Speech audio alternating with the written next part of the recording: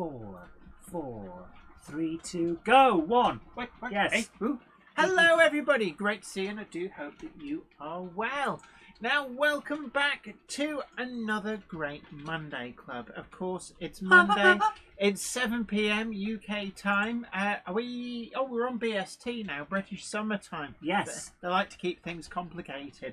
But then I like to stick it to the man because I don't change the clocks on my car or my bedside alarm clock. So every 6 months, it's like, boom, it's already set to the right time. Yes, and for every other part of the year, you just have to you have to remember to change the time in your head. So, who have we got in? Ham Shackleton, Alex the Train Boy, Ben Tullett, Summer Breeze Mother Railway, Ham Shackleton, Peter Jackson, Cheadle Heath, Flymer Chairman 1, Claude Hamilton, Andy Bettis, Ben Tullett, Andy Fry's Junction, Valleys 56XX, Hillside Junction Railway, Ruben Ashwell, Richard Swiderski, Malco Blues, Steve Maxwell, 1453, RG Models 86, Croxo 75, Kingfisher 1487, Summer Breeze Mother Railway, Richard Grutus, JTG Werewolf, Mr. Pal 1966, that's Mr. Pal to you, Nick Garolimo, Plymouth Station 1985, Vobert Becking, Caroline Rogers, Marcus Muggins, Harry Sedgwick, Jordan Hunter 98,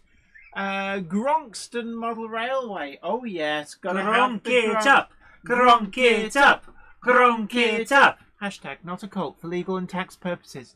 So the Gronk It Up cult is not a cult for legal and tax purposes. Your mileage may vary. Consult your physician if symptoms of gronking last for more than 4 hours. Absolutely. So we've got the top. Oh.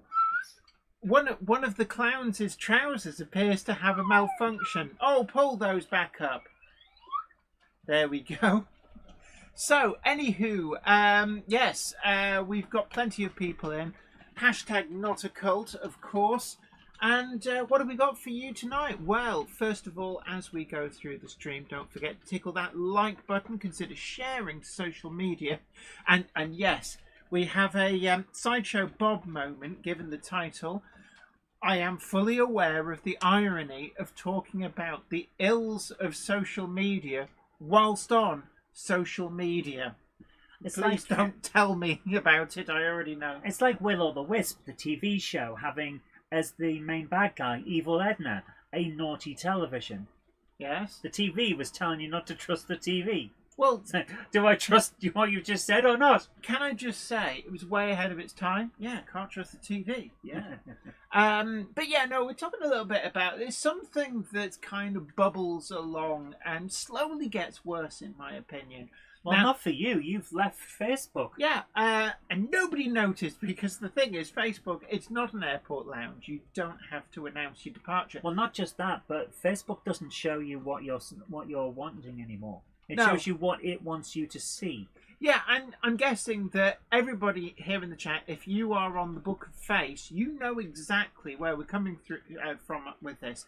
All those people that you chose to follow, like all these people you think, my friends, family members, somebody that I like to follow, it's not showing you that in the main. It hides all that. It goes, oh no, I need to push the latest garbage from Hollyoaks or GB News or some weirdo from social media. Have a scroll of that. No. I've given up on Facebook. Okay, well, I'm going to show it as an example. As an example? Yes. Yeah. And I'm actually going to show you here. Right. I've just gone, this is my personal feed. Now, we're going to have a look. That is not a page that I follow. Yeah. That is an advert for Threads. That is my cousin. I like that. Ham Shackleton says, I do see lots of adverts with the actors all having built-in suntans. Yes. There's Warhammer. So that would be something I would follow. Yeah, there is someone showing Threads. I don't follow that man. Yeah. Advert.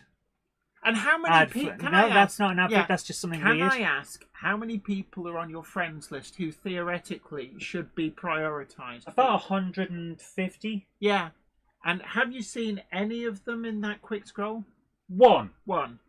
And that was the thing I was finding, was that on my friends list, I had about 210 people.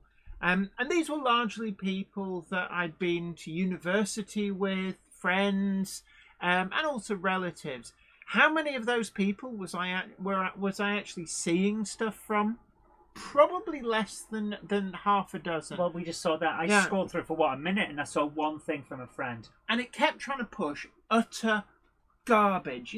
Gobshites were being pushed at me. And it's like, no. And I got so sick of clicking that button and saying, I am not interested in this garbage. And it would show you it anyway. Yeah. And this happened to me with Harry Potter. That, I kept saying, not interested in this. No, oh, yes, okay, we'll not show you that again.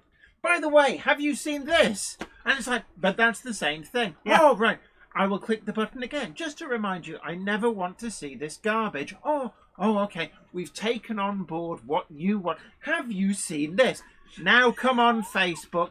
That's the same thing again. And that's how it was. Yeah. So I'm trying an experiment at the moment, and I'm not being one of these people who like to flounce and like to milk the fact. They're like, oh, look at me, I'm leaving Facebook, and then sort of like peek around the door. Yeah, who's commenting? Who's sad to see me go? No, I know. I'll just block the people that I told that I was leaving, and then nobody will ever find me out. Yeah, you do get found out because Facebook goes, oh, have you seen this person? I went, they said they'd left. Right, so anywho, I've deactivated my Facebook account, and the upsum of this is, not really a lot. No, that's not true. You feel better, don't you? Yeah, and I know that there's a lot of younger people watching this, and I'll tell you now, actually, if you can wean yourself off social media, actually, you feel a lot better for it. Yeah. Colin Edwards says, I'm sick of the political stuff being pushed all the time. Ben 6009 says, I only use Facebook for marketplace mostly. Valleys 56XX says, I'm seriously considering binning my iPhone and getting a dumb one. Yeah. Sarah Davis 74 says, yep, totally agree on the Facebook thing. You need to select the feed, but then you constantly have to select the feed. I'm missing important things from days ago. And that was the other thing as well. You would find out about model railway events many days afterwards. So yes. I think there was because I was following all the manufacturers, trying to keep up to date, so that we can do things like the Monday Club. And I found out about a model that Rapido were announcing at one of the shows 4 days afterwards, and I thought, but hold on, I have chosen to follow Rapido. Why has it hidden this from me? Whilst simultaneously trying to push some nobody from Crap Island or something at me. Oh, you want to see these idiots? Look at them, they glow in the dark. They've got so much fake tan on. And it's like, no, not interested. So what we wanted to talk about today is social media actually ruining your hobby? And what I mean by this is it kind of, is it sucking you off down rabbit holes and actually hiding your hobby from you? Is it also trying to rage bait you? And I see this a lot. I'm going to say yes. Yeah, the algorithm is. And they've actually been sued in America successfully about some of these things. And what do I mean by this? So if you're an old fogey like me, rage baiting is something you're like, oh, I've heard of the word baiting and I've heard of the word rage. How do these two fit together? You know, and it's like, apparently, what it is that people, organisations will deliberately post something that they know you'll go, oh, I think you're fine, because the engagement boosts their ratings and stuff. And the Facebook promotes this by going, oh, actually, we noticed that 40% more of the time you engaged with posts that angered you, so we'll actually serve up more posts that anger you. And this is a real thing. This is what the algorithm does. And it's not even something that was known about from the algorithm itself. We've known about this for years. Who was that shock jock from America? Oh, Howard Stern. Yeah. There's a film about Howard Stern. Oh, yeah, and they're saying that most of the people listening were listening because they wanted to know what kind of weird stuff he would come up with next. Not just that, there's a famous quote. The people who hated him listened 3 times longer. Yeah. So it's not a new thing.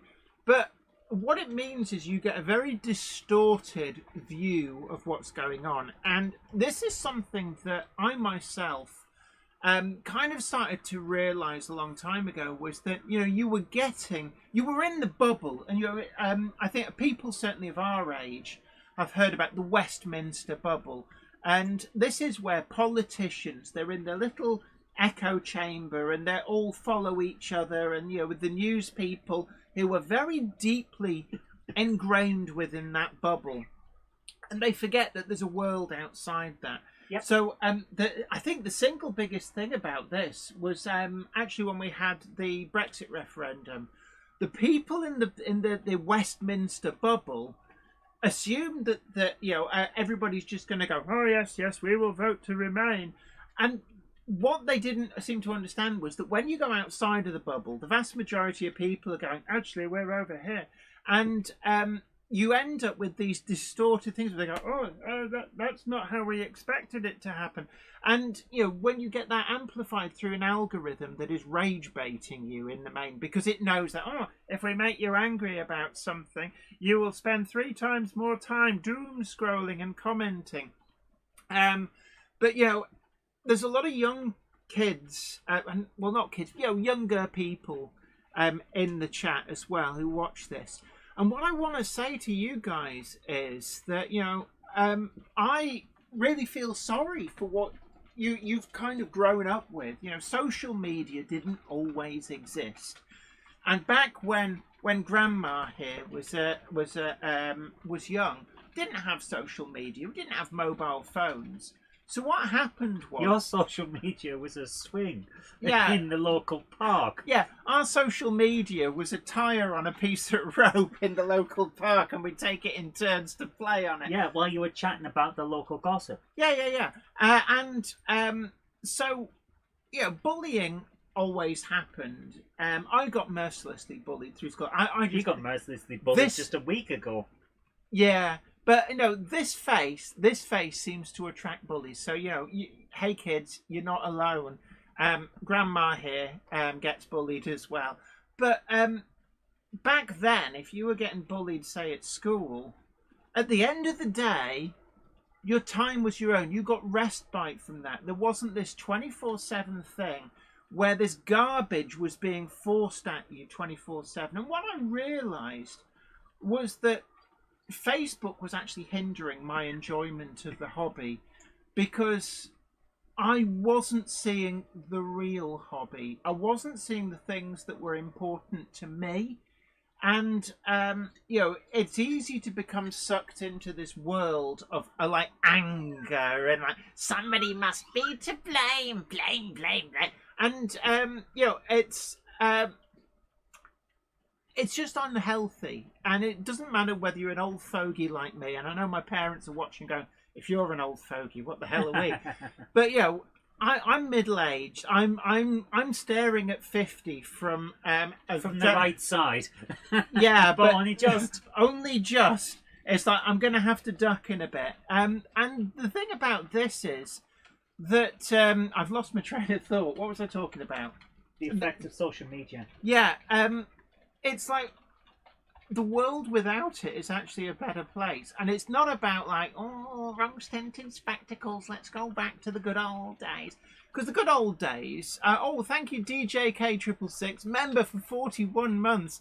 Says, my social media used to be growling over a club PA. Yeah, and this is the thing, is that I think there's a lot of socialising. And yes, again, Sideshow Bob moment. I understand the irony of raging against social media whilst being on social media. Social media does have its good points. I mean, it's got all of us in contact with each other. But, you know, I think that we need to kind of get the message out there that, you know, get out to shows. You know, that's outside the bubble. Get to shows. Get to model shops, get to model railway clubs, meet people, meet real people in person, get to know them in person. Because that's the other one of the other evils of social media, is that people on there will talk to you like you're not a real person, that you're some kind of punch bag. And I've had this from people who really should know better over the last month or so. And, actually, it becomes too easy to forget that the people that, are just screen names, and I look here, I'm not having a go or anything. I'm just saying, when I look at names like Ed Sutherland, Fat Wallet Boy, Kelvin Lee Gray, DJ K666, Danelaw Model Railways, Ham Shackleton, Andy Fryers Junction, it's easy to disassociate from the real person that's behind those names. And similarly, when I'm online, I forget what my screen names actually are a lot of the time. Usually stuff like Jennifer E. Kirk Model Railways. I think people lose sight of the fact that I'm a real person here.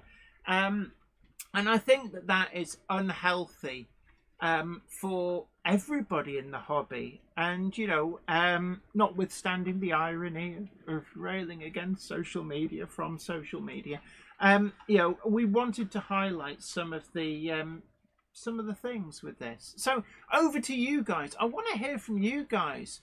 What do you think about this? Because I'm sure out there on the internet, somebody must have an opinion. Yes, you do. I can hear you typing.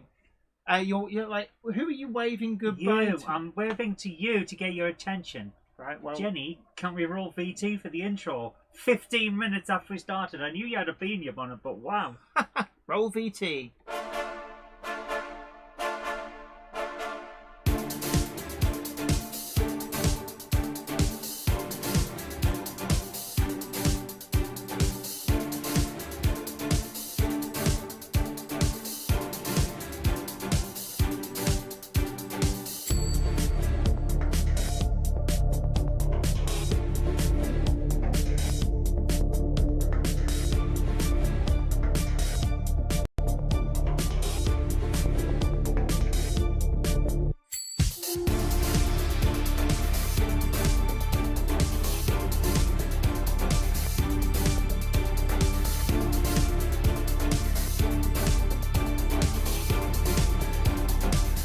Welcome to the Monday Club, your online model rail club for all the news, gossip, layout tours and more with your host, broadcaster and model maker, Jennifer Kirk. Welcome back once again, like the Renegade Master, T4 trains and the good behaviour. Yeah. Anyway, hold on. So we're here. I think there's a few people may have crept in whilst I was... Clangers are in. And I have to say, I think a few people may have crept in. So, Gandalf. wakey, Gandalf. Yeah. A Monday clubber is never late to the wagons, nor are they early. They arrive precisely when they mean to. Thanks, Gandalf. And yeah, I'm just looking back through the comments. Colin Edwards 9874 says, I think part of the problem with it all is that a lot of what people write gets taken the wrong way and gets negative reactions that get out of hand far too quickly. Yes. And one of the things about the writing is I see this a lot, is people kind of read between the lines. It's almost like they've already decided what they think you're going to say, and in their head they have already twisted your words and they come out guns blazing. To be fair, that's not limited like to the some internet. kind of Yosemite. No, but I think it's harder to do in real life. It's not. Well, I'm speaking from the point of view of someone who is in politics. If you say... Apparently the on-screen chat has stopped. I'll sort that out. Yeah. If you say that you like peas in politics, obviously you're against carrots. That's what someone will immediately shout at you. It's that kind of thing. Croxo75, exactly. Yeah, the keyboard trolls love their opinions. Whether it's true or not can damage people's reputations. And I've had that as well. People lying about me. I recently saw someone still repeating those lies. Yeah, and that's for most people on social media, it's really upsetting and it's really annoying. But it's not to the same extent where when you're professionally a journalist doing this kind of thing and people lie about you and then repeat those lies, that can actually be very damaging. Yeah. And you can imagine that, and this is why false accusations are so damaging. People like Paul Gambaccini, people made false allegations against him, but his entire life got dragged through the mud because of that. And unfortunately, there will still be people who will come out with garbage like, "Oh, no smoke without fire," or will have no idea that he was completely exonerated. And we'll just keep finding bits and pieces. "Oh, well, look, he's up to no good," when he wasn't. Here's the thing. I hate that phrase, "no smoke without fire." Yeah. Yeah, there is no smoke without fire. But sometimes the person you're accusing did not set the fire. Yeah. Sometimes someone else did and then blamed them. Yeah. Sometimes the smoke is coming from the person whose pants are on lying. fire. Yeah.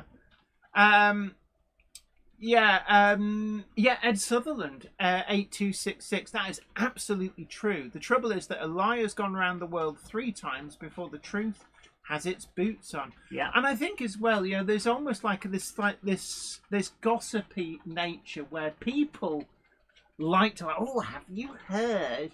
And it seems to be a little bit of human nature. It's like, oh, somebody's getting a good kicking. And, sometimes, I guess at some point or other in our lives, we've all been a little bit, a bit guilty of it. It's well, unfortunately, this is one thing that I wanted to bring up when we were talking about what we were going to talk about earlier on. Because, yes, we don't have a script and we don't plan, but sometimes when we have a topic, we think, right, there are certain points we need to bring up. Yeah. Every single person is part of a tribe, because we as a species are tribal. And if you think you're not, you are. Your tribe is the one that thinks that they're not part of a tribe. And it's really, really important that we always try to remember this. Because your brain will go, "Oh, those over there, they're the problem." But those over there are also thinking, "I'm not part of a tribe, you're the problem." Yeah, big hello to Wardle Restorations. Great to see you. Oh, good to see you, man. How are you doing? It's nice to see you. There was a while we didn't see you, and 2 weeks in a row. Hope it's all going well for you. And, because Wardle Restorations, another person that I chose to follow on Facebook. But you haven't seen anything from them for ages. And, it's not that I'm ignoring you. It's that Facebook was not showing me those things. It's almost like they're going, "Oh, well, this won't cause like rage typing. So we'll show you like this stuff instead." Well, that's because the algorithm is not there to show you what you want to see. The algorithm is there to show you what it thinks will keep you on the site and seeing more adverts. Yeah. And that's what I think the algorithm, and we all talk about, "Oh, hail the algorithm." But actually, I would say that maybe it's only a matter of time before governments start banning algorithm-driven social media and say, actually, no, you're not allowed to use an algorithm to push content at people to make them stay on sites for longer. Because it's damaging for health. And what's clear is that left to their own devices, social media companies are not regulating themselves properly, because the algorithm creates this perverse incentive to lie, to rage bait and such like. And, it's very damaging on mental health. We get back to this a lot. Mental health is very important to us. And the worst part is, because your brain lies and filters reality, you will be the last to know that you are in trouble. Yeah, that's it. David Scott 6468 says, "Andy, could we have a meetup near your stand at Key Model World Live on the Saturday?" Absolutely, and we can do that on the Sunday as well. Let's do that. We normally go for 1 o'clock in the afternoon, if that's all right for people. Then we will try and be there, because we're actually on the Scale Electrics Silverstone Club track, where you can race an actual racing driver. Not just racing driver, racing champion. A champion. Yeah. Oh, that's champion. Yes. I'm currently customizing a Scale Electric Mini to look like the mini of Dan Truman from Dan Truman Racing, Yeah. who is the current BARC Mini Club Challenge champion. Absolutely, and you can race him on that track. Yeah, he'll be, and I haven't modified it so that he'll go slower. Don't worry. Now, actually, I'm quite interested because driving a real car like you stole it and straight to winning the championship series is one thing, but I do wonder, how good is he at Scalextrics? And I don't know. FYI, if you want to try and beat him, I suggest you come early on the Saturday because he'll have the least practice. If you rock up on the end of the Sunday, just remember that Dan Truman has been racing Scalextrics around that course all weekend, so he'll be quite good at it. It's but that's definitely where going to be worth coming. Yeah, so that's where we're going to be. We're on that all weekend. Although, well, I say on my weekend, I am going to wander off at one yeah, point. we will look around. Because, well, A, I want to film some stuff, and B, it's not just model trains and Scalextric. There's war stuff there as well, including a tank.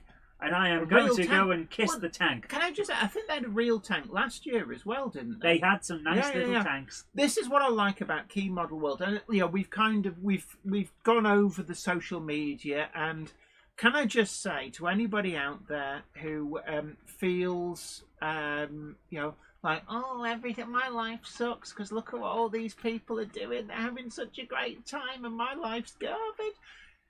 No, social media tends to bring out people who go, oh, I've got the good angle, the picture. Yep. Look at me, isn't it amazing? And it's all staged, it's all fake.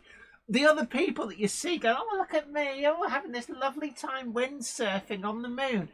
No, their life is just like yours. It's just that they're kind of curating what they want to show you. That is a good point. That is a very good point. It's curated. Yeah. Like if I put out a thing of me smiling, doesn't mean that I've never cried or that I was never sad. Yeah. It just means that I decided not to show you that bit. Yeah. That's it. You've got a sanitized version of the person's life. I mean, if before I got rid of it, if you'd have ever gone and looked at my personal Facebook profile, I'd long since given up on posting stuff on there because I'd felt that it was a bit fake for a long time, and I didn't feel that I needed to like rub it in people's face. Like, oh, look at me, I've done TV series. Oh, look at me. Oh, I'm getting sent all these reviews. Oh, look at me. Like, I don't feel the need to do that. And I think it's disingenuous to do that because a lot of people go, I'll never be that successful. Yeah, but actually, I don't want that. That's not a good thing either. Yeah, it's a very good point that you're raising. But also, if you only post stuff like, oh, look at me, I'm doing X, Y, and Z. People, because of how the brain works, will think, you're only showing this because you like doing that, or you want the attention. And DJK666 says, I truly detest these so-called influencers. Can I just say, people have dubbed me from time to time an influencer, and I hate the term as well. Can I just put it out there? I am actually a journalist. I do journalistic-y things. I kind of make it a little bit more lowbrow and fun because actually, after many, many years of doing stuff, I started way back doing aviation journalism, which is pretty back when heavy. You started, colour hadn't been invented. Yeah, the world was still in black and white and stuff. And actually, I hate the term influencer.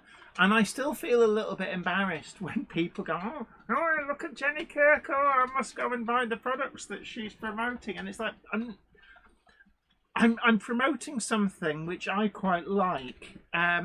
This is genuinely my hobby. Yeah.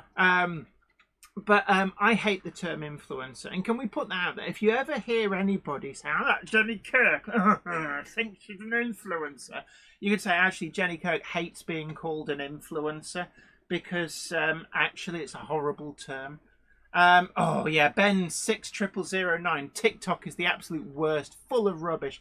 Yeah, I have a nickname for TikTok, and because we're this side of 9 o'clock, I can't tell you. Same for Instagram. It's all fakery. Instagram, just add water. Yeah, Croxo75 says, hey, Jen and Zoe, give you a quid for a shout-out, that sort of thing. Hilarious. Absolutely, and no, keep the quid for yourself. Yeah.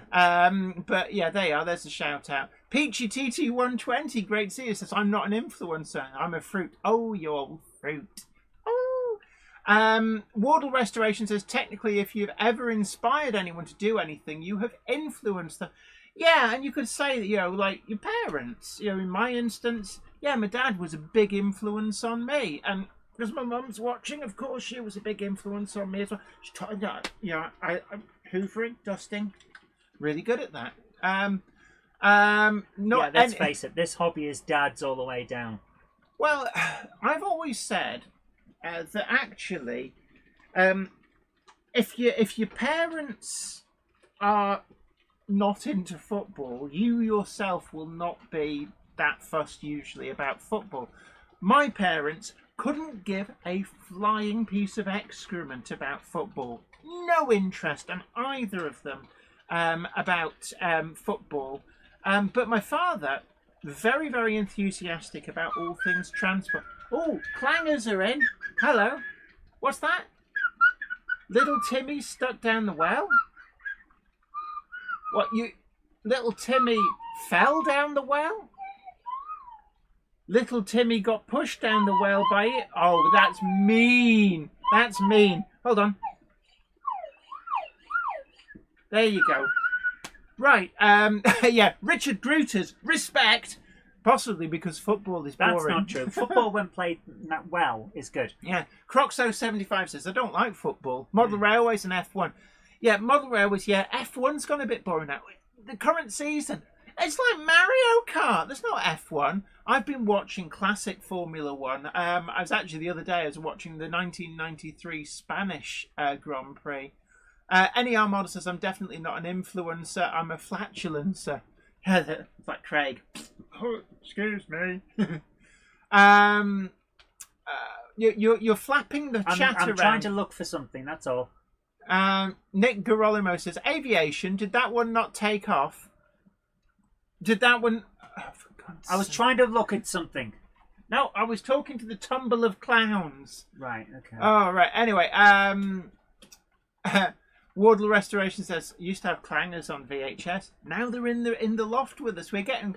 Yeah, we got Topsy, Gronksy, the clangers, Tumble of Clowns with the straggler with his trombone. It's not a rusty trombone. He does polish it a lot. And we've also got Gandalf. I'm trying to work out what's some of the stuff that's going on in the chat, talking about having beef with people. I don't think it does the more mature enthusiasts a bad image. Oh, James Pett says, don't buy stuff just because Jenny or anyone else likes... oh. There. Yeah, it's just you flicked it, so my Sorry. eyes lost track. Don't buy stuff because Jenny or anyone else likes it. Watch the reviews and make your own judgments. That is exactly what I myself believe as well. So James is always on the money with that. Jenny's reviews are detailed enough to allow people to make their own judgments. And that's one of the things I really try to do with the Daypol 517 class that we've just gone out. It's done really well as a video, but that is genuinely a really, really great model. Yeah. It really is. Yeah. Could you take it back to the up to date? Yeah, I was trying to work out what people are talking about, because when I see something about having a beef with someone, I want to look and make sure that everything's okay. And that's the thing. I mean, there was this big thing went on, and suddenly I found myself in certain quarters about as popular as a fart in a stuck lift. And I thought, that's really bizarre in a way, because I'm not the one posting about this online, but I kind of got used as the punch bag. Yeah, I still don't get and then what got was going accused on of being a punch bag, of using somebody else as a punch bag. And it's like, come on now, just settle down. It's like, it's only toy trains. But I put out an opinion piece, and I demanded that it marked up as an editorial opinion piece. I made a new little icon to go on the... Yeah, we made a new icon cover. and everything. And that was specifically because, like, this is my opinion. I am allowed an opinion. It doesn't mean anybody has to listen to it. But I'm in a position where I wish to say what my opinion is. And it's clearly marked as an opinion. And it's like we said before, unfortunately, social media puts people into this very confrontational attitude.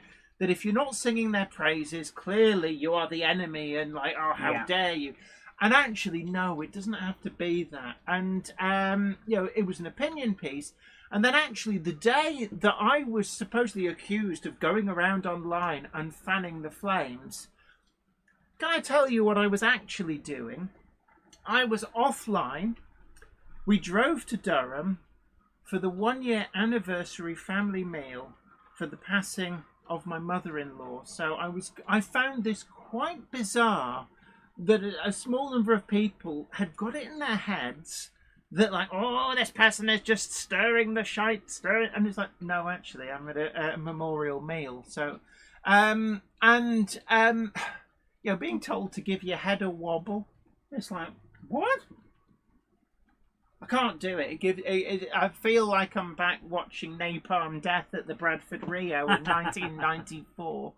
And it's like, oh yeah, mosh, mosh, mosh. And you come out like, oh, I feel like I've been in a road traffic accident.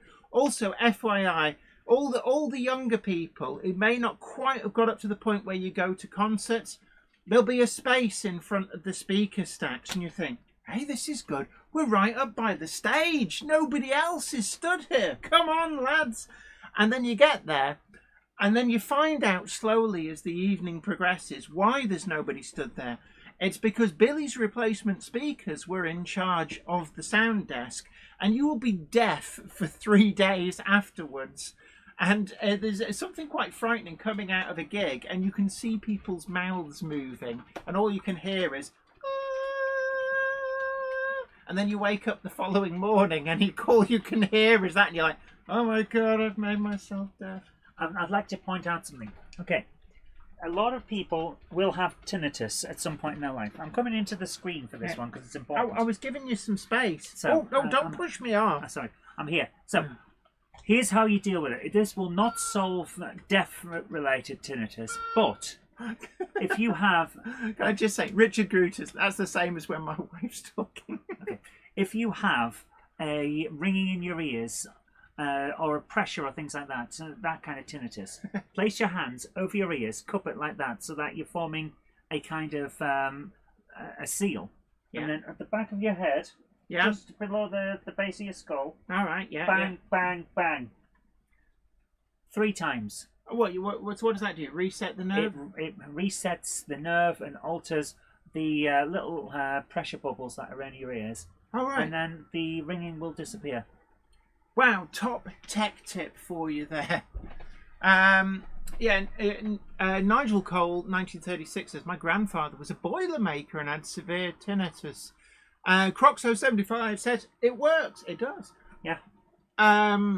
Railway Rob says, Jenny, I did that on my first rave at 16, stuck my left ear in the speakers and damaged it for life. I was lucky. I think I got away with it, but... It was actually at the gates, and if anybody I thought you were at the speakers. No, the group. Scandinavian thrash metal, yes. Jenny used to be into that sort of stuff. She still is. Still is, just keeps it she to plays herself. it at high volume. No. DJ K666 says, I saw Napalm Death and had bruises on parts of my person I didn't know that I had. Can I just say, at the Bradford Rio...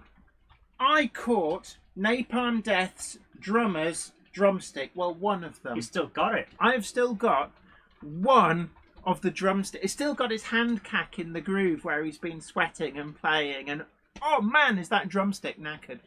At the gates, excellent. Yes, I saw them at the Witchwood in Ashton-under-Lyne.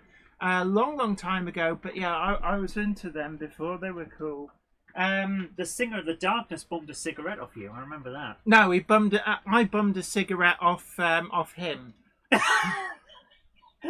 figured. Suppose he can afford it. Yeah, I figured he earned more than I did, so I bummed a cigarette off him. J.K. Hauser said, "Did you catch it with your face like I would?" No, well, what happened was it came into the crowd and it was like, "I'm having that," and I grabbed it, and everybody else grabbed it. So what I did was I just fell backwards into the crowd and yanked it with me. And once I was on the floor, I hid it up my top. That's how I got it.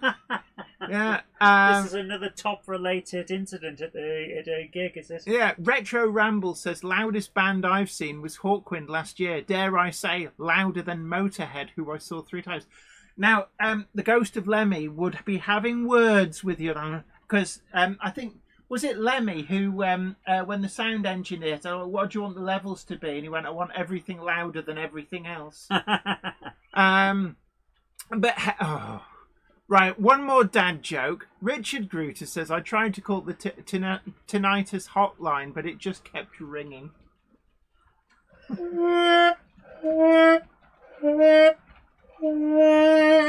Yeah.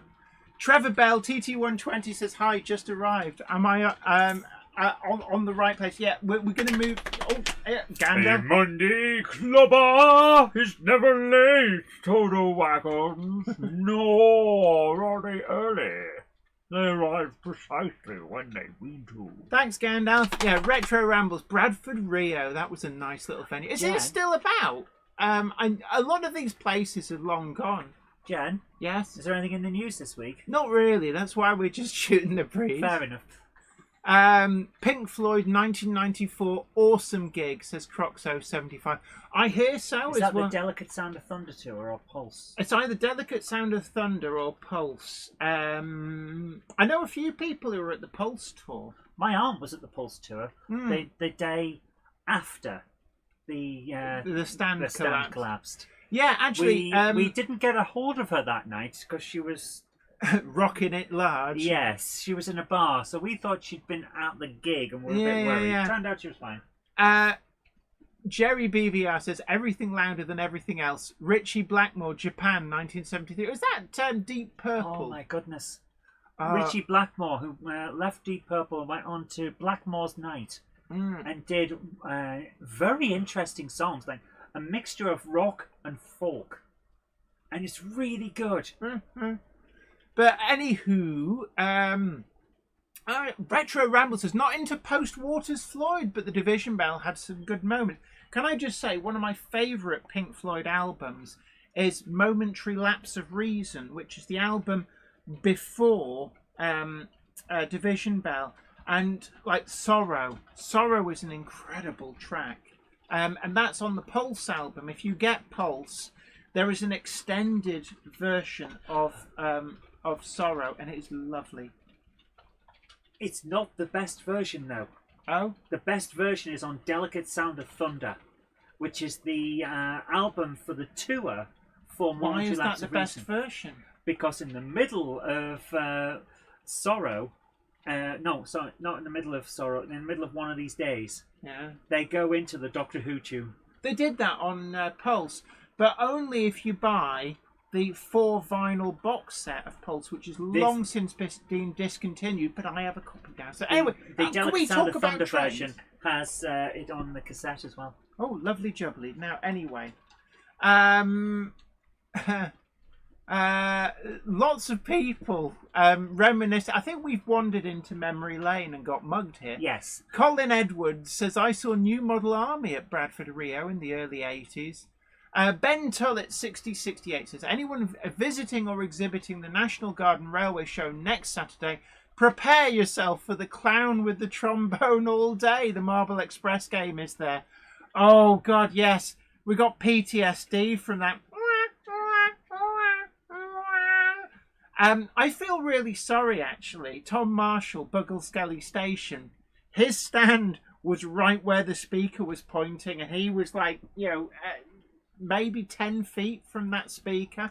And I did say to him, I said, can you not make that speaker develop a loose connection at the point that Lawrence Robbins goes for a toilet break? Like, oh dear, that oh dear, look at that, it's so badly made.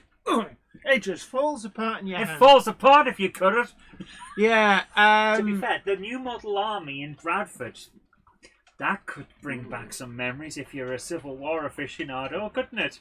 The Siege of Bradford by the New Model Army. Yeah. Oh. Malco Blue says, try being a frontman with a mega loud drummer behind you.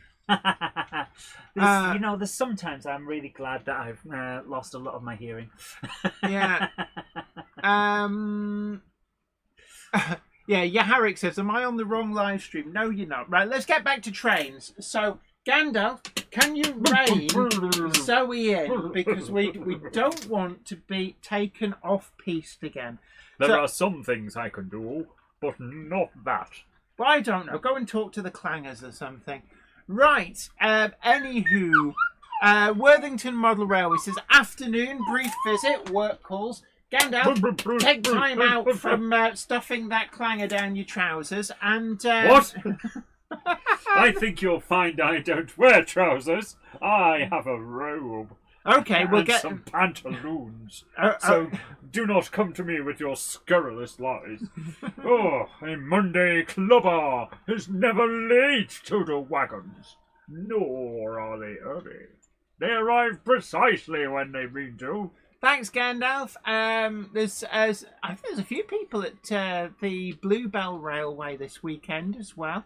Can I just say, the Bluebell Railway, really great preserved that was lovely, line. wasn't it? We were lucky enough to be invited to the Model Railway exhibition last year, and first time I've ever been in that part of the world, and certainly the first time I've been to the Bluebell Railway. It's a line that I've followed ever since they were actually doing the Kingscote extension, so that's like 80s, but never actually visited it, and I'm so glad and so honoured that they invited us to the Model Railway exhibition. What are you looking for? I was looking for the book. The book? Yeah, the book about the Bluebell Railway. No, you bought one about the Leighton Buzzard Narrow Gauge Railway. Did I not buy one about the Bluebell Railway as well? No. Oh, no, I didn't. They didn't have one. I got the Hayes manual for the Starship Enterprise. That's what I bought there. Yes. Yeah, so go and play with your warp coils. Richard Grutas. Richard Grutas has taken some time out from writing jokes on lollipop sticks to give us some of his repertoire here. So we've got, I am writing a book on hurricanes, but it's just a draft at the moment. And Flymo Chairman one says, heh, like a ferret up a trouser leg. Oh, careful now, careful. Oh, it's come back out. Yeah, the Bluebell Railway, really impressed. If there's any of the guys from the Bluebell Railway watching, thank you again for inviting us. We had an amazing time. The fact that pretty much nearly a year later, we're still talking about it speaks volumes. I really like the display of almost entirely hand-built locomotives that was next to me. The extras at that show. Oh, the multiple units. Yeah. Yeah. That guy had made them himself. They're all customs. Yeah. And it was just great, just hanging out and talking with him about stuff. I think he was on a podcast as well, but I can't remember which one. Yeah, it was good. He was on my Facebook friends list, but Facebook just never showed me his stuff. I had to go hunting for him. Richard Gruter says, "What's your absolute favourite heritage railway?" At the moment, I'm still drawn to the Bluebell Railway. I was just so impressed by that line when we were there. And it was a great event as well. If you get a chance to go to the Model Railway event, do at the Bluebell Railway. It really is great. Yaharik says, been a life member of the Bluebell for the last 30 years. Cool. Stephen Cameron 4032 says the Bluebell Railway is on my bucket list. Maybe one day. You won't be disappointed. I'm trying to sort it, don't worry. I love changing the view when she's not looking. I'm trying to do several things at once. The producer's job on this show is really hard. Yeah, I've got to wrangle clangers, make sure the clowns don't fall down the hole in the ground, and make sure Gandalf doesn't run out of biscuits, keep the control of the chat, and make sure that when you change all of these cameras, that they work. It's terrible. And also the other thing as well is that you've got to be careful. Left to their own devices, the tumble of clowns fill their pants up with custard. It's really, really bothersome. Yes, NYMR. Ooh, the North York Moors one. That was beautiful. North Yorkshire Moors Railway, really, really good as well. Keighley and Worth Valley Railway, that's another good one. Yes. I also like East Lancs Railway, Great Central Railway. I've only ever ridden on the northern part of the Great Central Railway. Thoroughly enjoyed it. I can't wait for them to rejoin the north with the south. And yeah, I'll be there like a flash. A lot of the ones down south we've not been to because of the distance involved. Yeah. So that was why it was such a pleasure to go to the Bluebell Railway, was being able to tick that one off the bucket list. I'm going to say, and this might ruffle some feathers, my favourite heritage railway is still Festiniog. Oh, yes. I'd completely forgotten about that. Yeah, the Festiniog Railway and the Welsh Highland Railway, more favourites. So, the London Cheese Oh, hi, Tim. says, hello, everyone. Sorry I'm late. Come on, Gandalf. A Monday clubber is never late to the wagons, nor are they early. They arrive precisely when they mean to. Thanks, Gandalf. Josh from Double M says Glyn Valley Tramway. Charlie Chimp says Foxfield is a great little railway. DJ K666 says the southern part of the Great Central Railway is excellent. The Pullman dining service is exquisite too.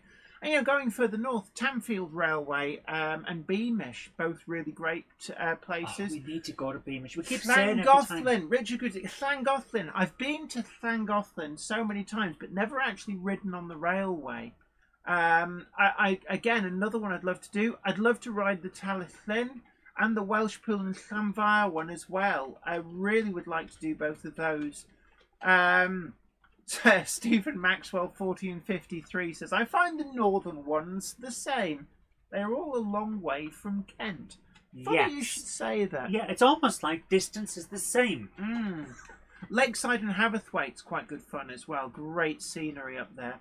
The Growler Blackwood Engage says Bowness is a good visit too.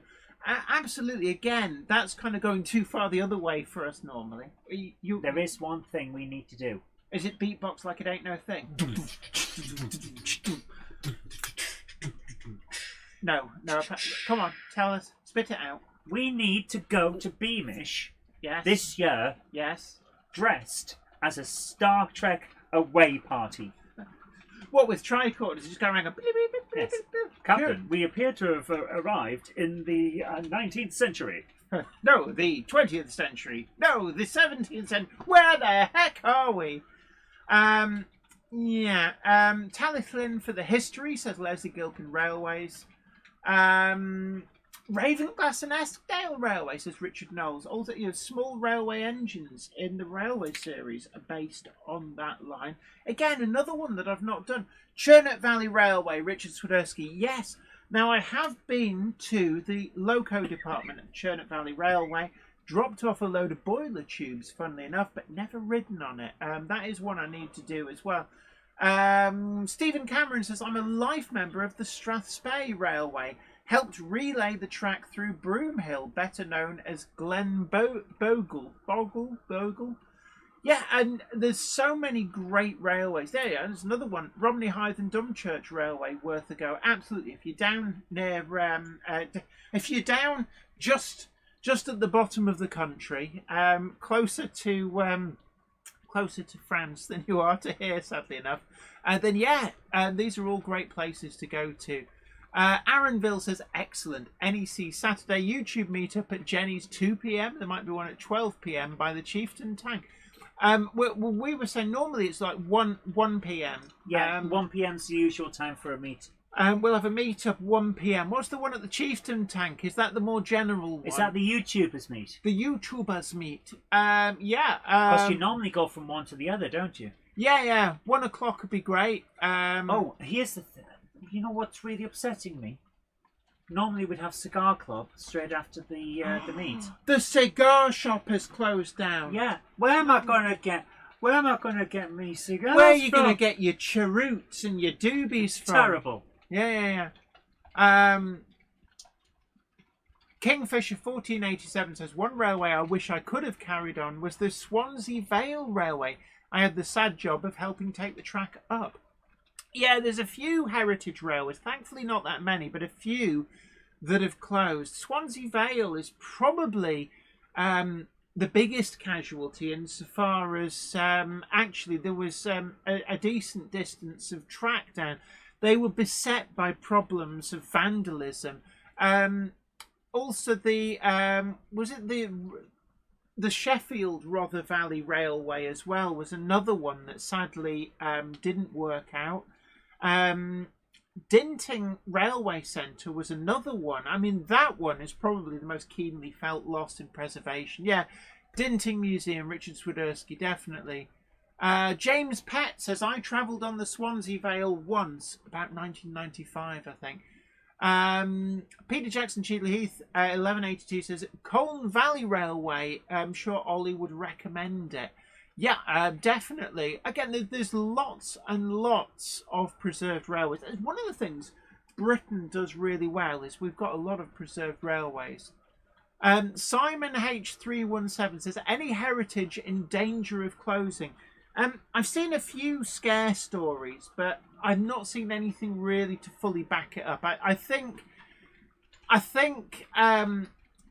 the issue is now, I think that, you know, and this is possibly one of the good things that social media does, is that when preservation schemes get into trouble, there's a much better way of getting the word out. You know, Dinting closed before the evils of social media.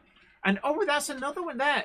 Stephen Cameron, the Lochte Private Railway, is also sadly missed. The original home of Union of South Africa, about a mile long ex-colliery branch. And it's always a shame when track that was down on a preserved railway is taken back up. Elskar Heritage Centre as well. That's another one that we've pretty much lost. The Growler Blackwood Endgate says the Waverley Route Heritage Group are seemingly struggling. They are in such a remote place. That is always a problem. And yeah, it's one that that I followed, and they were hampered a bit by the collapse inside Wittrope Tunnel. And I think that, you know, yes, it's a very, very remote location. And, you know, it's very difficult to get people to come and visit up there. But, you know, if they could extend to Riccarton Junction and even down to Kielder, they're not able to get all the way to Kielder Village. I think it's Kielder Village, the one that's underneath the reservoir now. But you could get over Kielder Viaduct and have a station at the top end of Kielder Water. And that would actually provide a destination. Might be quite nice. Dean Forest Railway, Simon H317. Absolutely, that is another great line. I've actually been to film shoots up at Park End a couple of times. And that's another one I want to travel on. We do have some news, Jan. Do we? Yeah. We're at the Leighton Buzzards Railway this weekend. Yes. We're at the Leighton Buzzard Narrow Gauge Railway this weekend. And they've got Buzzrail on the, I think it's on the Sunday. So it's a one-day event. They've got model railways. And the railway is running the full line. So really looking forward to that. Again, another line which has been great to be able to tick off the bucket list. Albeit that it didn't do the full run. I couldn't believe it. They got to the passing loop and then the locomotive starts running around like... Stop whining, you're going back, and I paid for it anyway, so it's not like you lost any money. Plus, we got to see Santa. Yes, we did. We've seen Santa. Santa's getting Santa sick of us. times. That's true. Because we saw, at Trago Mills, the narrow gauge railway at Trago Mills. That was we fun. rode on that. And actually, can I just say as well, if you're in that area, the Trago Mills Railway, it's got a proper name. I can't remember what they call it now. Somebody in the chat will say. That was a really great ride, and it wasn't massively expensive. I was surprised by how inexpensive it was. But we got to meet Santa, and it was great. Because he turned to you, and you were actually wearing that very T-shirt. She does have a washing machine, so it's not like it's been marinating since. Do you DMU? And Santa was like, "Ooh, hello, I like your top." Because Santa is a railway enthusiast as well. Oh yes. That was good. And we had to say to Santa, he's like, "Oh ho ho, would you like some present?" We're actually sorry, Santa, we're just here for the train ride, but nice to see you. Keep up the good work. 3B Rail says, "Good evening to all. Hope everyone is well." Yes, we are. What are you doing? Gandalf, just you greet the latecomers. Monday clubber is never late to the wagons, nor are they early. They arrive precisely when they need to. Thanks, Gandalf. And yeah, Raymond Legs 5508 says social media helps model railways in the fact we can share our hobby to more people. Yes, there are positives. So we're not really saying that it's all negative. No, but it's the AI slot content slipping in. And we're seeing more and more of this. And unfortunately... And we're all going to fall for it at some point. Yeah, because it's getting better and better. It used to be laughably bad, but now it's starting to get convincing in places. And that's very dangerous. But that is a topic for a political show rather than this show. But what I will say is that my personal opinion is that it's the algorithm. If they banned the algorithm, then actually social media would go back to how it was at the start. When I don't think it would. For a very, I think they would cheat. For a very specific reason. There are too many people who are very, very happy to weaponize arguments for their own entertainment. And they're all on social media. Ian White says, sorry I'm late. Had to walk the dog. And Ridgeway Park... Club is never late, Total Wagons. Nor are they early. They arrive precisely when they mean to. Thanks, Gandalf. Also that goes don't out... walk your dog to Mordor, because you can't just walk to Mordor. Well, you can. You just ring the doorbell. And they go, oh, hello, come on in. Ridgeway Park 0030 says, haven't been to Monday Club for years. Welcome back. It's great to see you. And Gandalf's call goes out to you as well. Oh, yes. Yeah, the Growler Blackwood Engage says a new heritage venue in Vagary, busy laying track. I must look that one up. Cool. Spellier here says evening all. I've arrived when I wanted. Absolutely. Raymond Legs 5508 says there are people who will spam you if you don't agree that a specific brand is all bad and keep calling you names. I've had this a lot, and I'm sure other influencers have as well. That you get, I mean, fanboys and fangirls are not a new thing. But what we've seen is that they've crept into model railway world via social media. So you get people who they were like, you know, this brand can do no wrong, everything else is garbage. And yeah, rinse and repeat, you name the brand, they've got the fanboys and fangirls. And if you're thinking of that we're talking about a specific brand, that's part of the problem. Yeah. Because there's fanboys for them all. Oh yeah. It's like, I like that bit in Friends where he looks at Joey and he goes, did a Porsche throw up on you? And you go, it's Porsche! It's Porsche! Oh dear. But yeah, the problem with the fanboys is they don't want to hear your opinion. They want you to say their opinion. Yeah, and I think this is bad. This is definitely bad. Yeah, Croxo 75. Pivot! Absolutely. Friends, it's a classic. Absolute classic. Let's have a look. Yeah, I think there's good things and bad things, but unfortunately, I think really these thoughts have started to come about because the bad things are starting to outweigh the good things. And I think that that's bad for the hobby because there's so many good things that social media has brought us. It would be a shame if it was wrecked for this garbage that they try and turn it into to basically monetize you being on there clicking like a rat with a feed bar in a laboratory. It's just... It's horrible. And you know, we're seeing a bit of a backlash. We're seeing...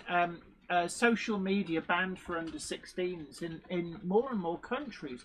And I think looking forcing that. Yeah, one thing, kids are very good with tech and VPN. They will find ways round it. I just love the thing in House. This website says click here if you're over 18. I'm pretty sure even a 17-year-old could click that. Yeah. Stephen Cameron, you're absolutely right. Too many people have lost the ability to respectfully disagree with others.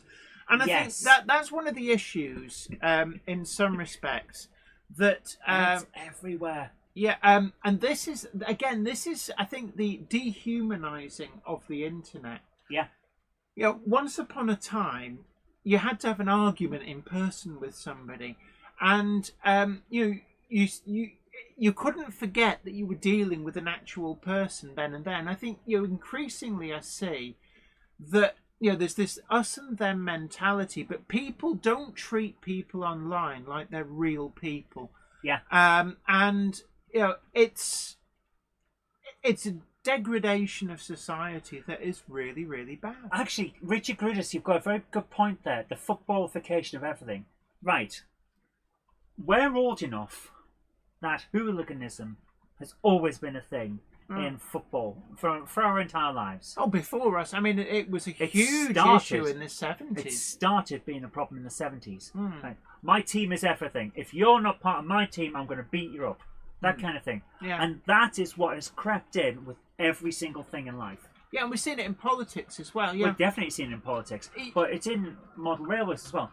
You said something bad about my favourite manufacturer. I'm going to fight you over it. Yeah, I'm going to make your life a misery. I'm going to really, really make your life a misery. Or the other thing, you like that YouTuber? I don't like that YouTuber. You must be a bad person. Yeah. Why?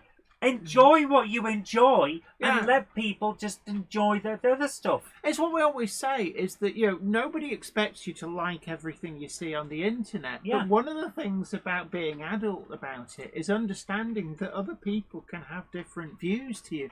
And that doesn't make those views wrong. It doesn't make them right either. And I think that the polarization, the us and them of so many aspects of our life that's been accelerated by the internet and ergo social media is very, very toxic, because you see it in politics, you see it in football, you see it in all sports. Weaponized tribalism. Yeah, and I think it's really, really bad. It is. Simon Trains Mother Rose says, I hate the people who comment on YouTube that talk down to you and have to be right regardless. Yeah, even when they're demonstrably wrong. Also, big hello to Scanman, our Montana correspondent. Great to see you. A Hope you're well. Monday clubber is never late to the wagons, nor are they early. They arrive precisely when they be due. Thanks, Gandalf. And Growler Blackwood Engage Layout says, short visit for me tonight. Night all. Look, you guys, Is it short or is it N-gauge? An N-gauge visit. Is it short or is it just slightly far away? Harp Household says, religion is the worst. To be honest, we're seeing that more and more with everything. It's a very unfortunate situation where you say, it's like, if you're not with us, you're against us. And I hate that mentality. Yeah, right. Well, if that's going to be your point of view, I will never be with you, because and we've said this to people many, many times. We are here doing this show and this channel and all of the other things we do for everyone. Whether you're a model railway enthusiast, someone who occasionally gets a train set out and plays with it on the floor and then puts it away again, whether you're a manufacturer, you're a magazine writer, or what. We don't care. We're here because you're part of the community and we want to make your experience here good. And yet some people come along and go, if you're not doing it the way I'm doing it, then you're wrong. Absolutely. Zantac says it's like painting and weathering. You can ask 100 people how to do it and get 100 different answers. Only 100 different answers? Yeah, that's a lucky day. Yeah. That's consensus, that. Andrew Moy Jones says, I'm a Christian and I love everyone. Yeah. Unfortunately, you're in the minority. Because and I think it goes back.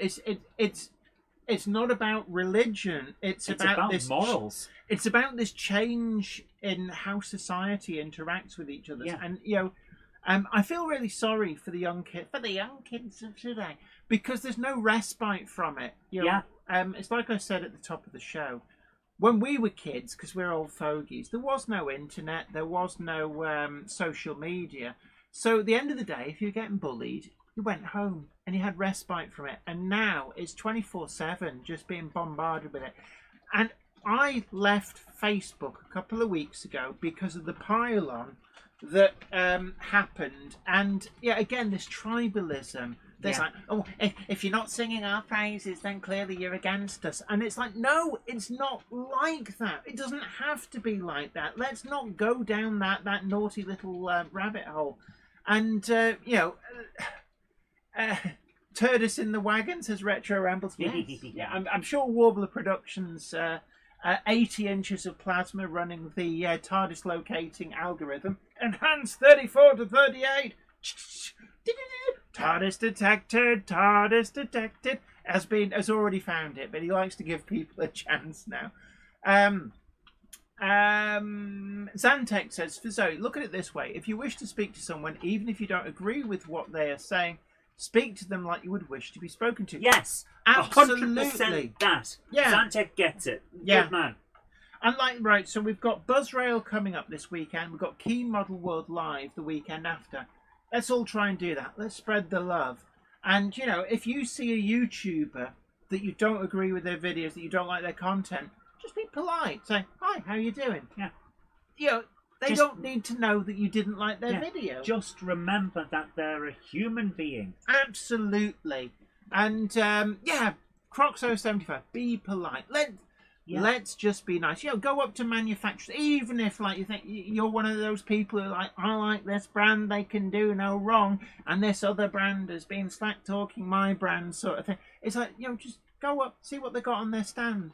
Be polite to them. They're just people like you. Just and remember that they're the people doing a job, and also, it's not your brand. Yeah. I know you like things. We all like things. Yeah. But it's not yours. It's everyone. Ian White says BuzzRail. Where's that place? Leighton Buzzard. Yeah. It's the catchy, funky, groovy name for the Leighton Buzzard Sunday Model Railway Show. The railway is running, and also the Model Rail Show is happening on Sunday. It's one day on the event. Oh, I thought it was both. No, one day on. I was going. I was ready to go on Saturday. Yeah, you were, weren't you? You really were. Can we all agree that the NEC burgers are pretty awful? Here's the thing. Remember we were having breakfast at the NEC one year, and you and Craig were going, oh, this is awful. I really don't fancy this. And meanwhile, I'm sat there going, this is great. Yum, yum, yum. And that's it. Even if you think something is absolutely terrible, somebody else will go, oh, I quite like this. But yeah, then the weekend after, Key Model World Live. Let's all be nice. Let's spread the love. Let's go round. And even if, you know, let's say you see Sam Turner, Sam's Trains, and you don't like Sam's Trains videos, go up and say hello to them. Oh, hi, how you doing? Or don't. If you don't think that you can be nice, don't go up to them. Yeah, that used to be the old adage. If you've got nothing nice to say, keep your gob shut. Yeah. Remember when manners and morals were taught? Yeah. That was nice, that. I like that. You know, if there's a manufacturer that you disapprove of, you know, don't just sort of go and tut next to their standing. But no, just go in there. Hi, how you doing? Find something nice to say, and that's the thing. Everybody you meet, find something nice to say. And if the little voice in your head goes, "Oh, go on, call them a moron, call them a big fat slurpy poo," then just like go, hey, tell that part of your brain to just go, settle down now. Come on, we're being nice now. Yeah. So we've got a question. What cameras do we use for the scenic shots? Says Croxo75. Oh, these these are Logitech. The one that's pointed at Jenny is a I can't even read it. Just says HD 1080p. Yeah, it's a Logitech 1080p. There's I think it was a C270. Is this? No, that's the C270 is the 720p ones. And they're the ones that are pointed at the railway. So the one that I've got my hand into here, this is C270p. Yes. It's relatively cheap these days because it's basically their budget model now. Yeah. And they work just fine. They do actually. Yeah. But this one that I'm waving out in now, this is a more high-end one, still Logitech, but it's their 1080p one because, well, this is the one that when we go full screen to show something, we want to be able to show it in high def. Yeah. In fact, you know, let's put this out there. I got slagged off for inviting people, but right, okay, we're having this meetup at 1 o'clock in front of the Silverstone Scale Electrics track where you can race Dan Truman Racing, the champion. See if you can beat him on the Scale Electric. But at 1 o'clock both days, come on down, everybody. Let's see all the YouTubers come on down. Let's see manufacturers rock up. People who hate me. I mean, you know, hello. It's nice to be living rent-free in your head. How are you doing? Come on down. People who love me, come on down. Yo, let's all just... I'm not talking about some kind of San Francisco hippie loving. But, yo, let's just all be civilized to Yeah. people. And actually, sometimes you find that you've got more in common with people than you think. Oh, we've all When got you more in common. actually start to just engage with them as another person, you think, Yeah. oh, I didn't know that this person, had the same interest in a particular locomotive or a particular railway, and all of a sudden you find common ground and actually think, actually, I get on with this person, and you've cut through the BS, you've cut through the tribalism, and the world is that little bit better for it. Yeah. So on that note, should we start having a look and seeing Oh, what good videos God, it's we've 8:15 already. Sponsored model railway boxing grudge match. Okay. The trouble is that I'm quite I'm not very strong, so You bloody are. well, no, I just I'm up in there going, "Oh, not in the face, not in the face."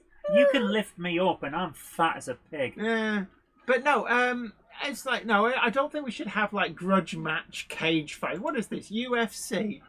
To be honest with you, for charity Yeah, and on the right charity, I would actually do a sponsored model railway grudge match. no, but also I mean the other thing as well is, if there's a manufacturer or a YouTuber that you hate, actually, when you're at Key Model World, keep your hate to yourself. But also think of one genuine nice thing you could say about about a video that you're actually that video was all right. I like what you did there. I have to admit, Or a manufacturer. I don't like all of the stuff that this manufacturer does is rubbish. But then actually think of one thing that you've seen from that manufacturer where secretly you thought, well, actually that's really good. That destroys my argument that they're all rubbish because I quite like that. That's what we need to. Iron Horse Rails goes, hell yeah! Croxo75 says Gronk jousting. I would participate. Yeah. Oh, we've got some news. Oh, have we? What have we got? Less than a month to go until the Stapfold Barn Models and Model Engineering Show. Oh wow! So who sent us this? Oh, I'm on the mailing list for Stapfold Barn. Oh, are you? Yeah. Oh, nice. So, less than a month until Stapfold's Models and Model Engineering Show. We've designed a special event that brings together the very best in engineering societies, exhibitors and traders for all to enjoy. Plus, a fantastic day out at Stapfold Country Park with miniature steam exhibits on show. The show is a must-visit for hobbyists, families, collectors and industry professionals, promising an unforgettable day out with a huge variety of unique exhibits on display and fun activities available. It's the place to be for all ages. I have to admit, we went to one. Stapfold Barn's really good. Yeah. There's another place that's really worth really, going. I really wish, because I've regretted it ever since. When we went to the Stapfold Barn thing for the first time and we had a look around some of the exhibits and some of the stalls that were there, I saw an Edison wax cylinder player and some wax cylinders, and I have regretted ever since not getting it. Yeah, and just looking down that, Raymond Legg says the Battle of Hellions Deep.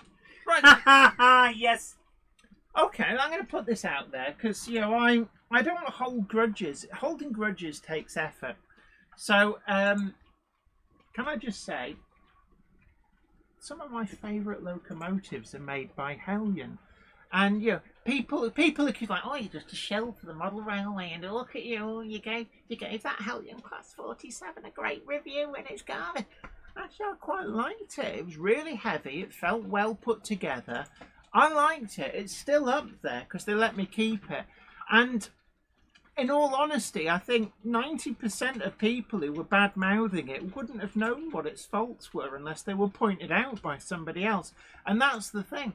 But also, can I just say, my favourite... I don't think anyone could stop you saying it.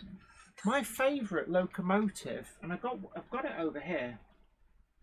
I still say Hellion Class 02 Shunter It doesn't matter if That's a damn good looking locomotive. it's a great it's a great all rounder. Everything about it is perfect. There's just nothing. I have to admit, it did anger me the way that some people suggested you were some kind of rabble rouser for an anti. I was away at the memorial dinner to my sadly passed away mother-in-law. Yeah, my mum. Yeah, and I was accused. When you were accused of harassing people. Yeah.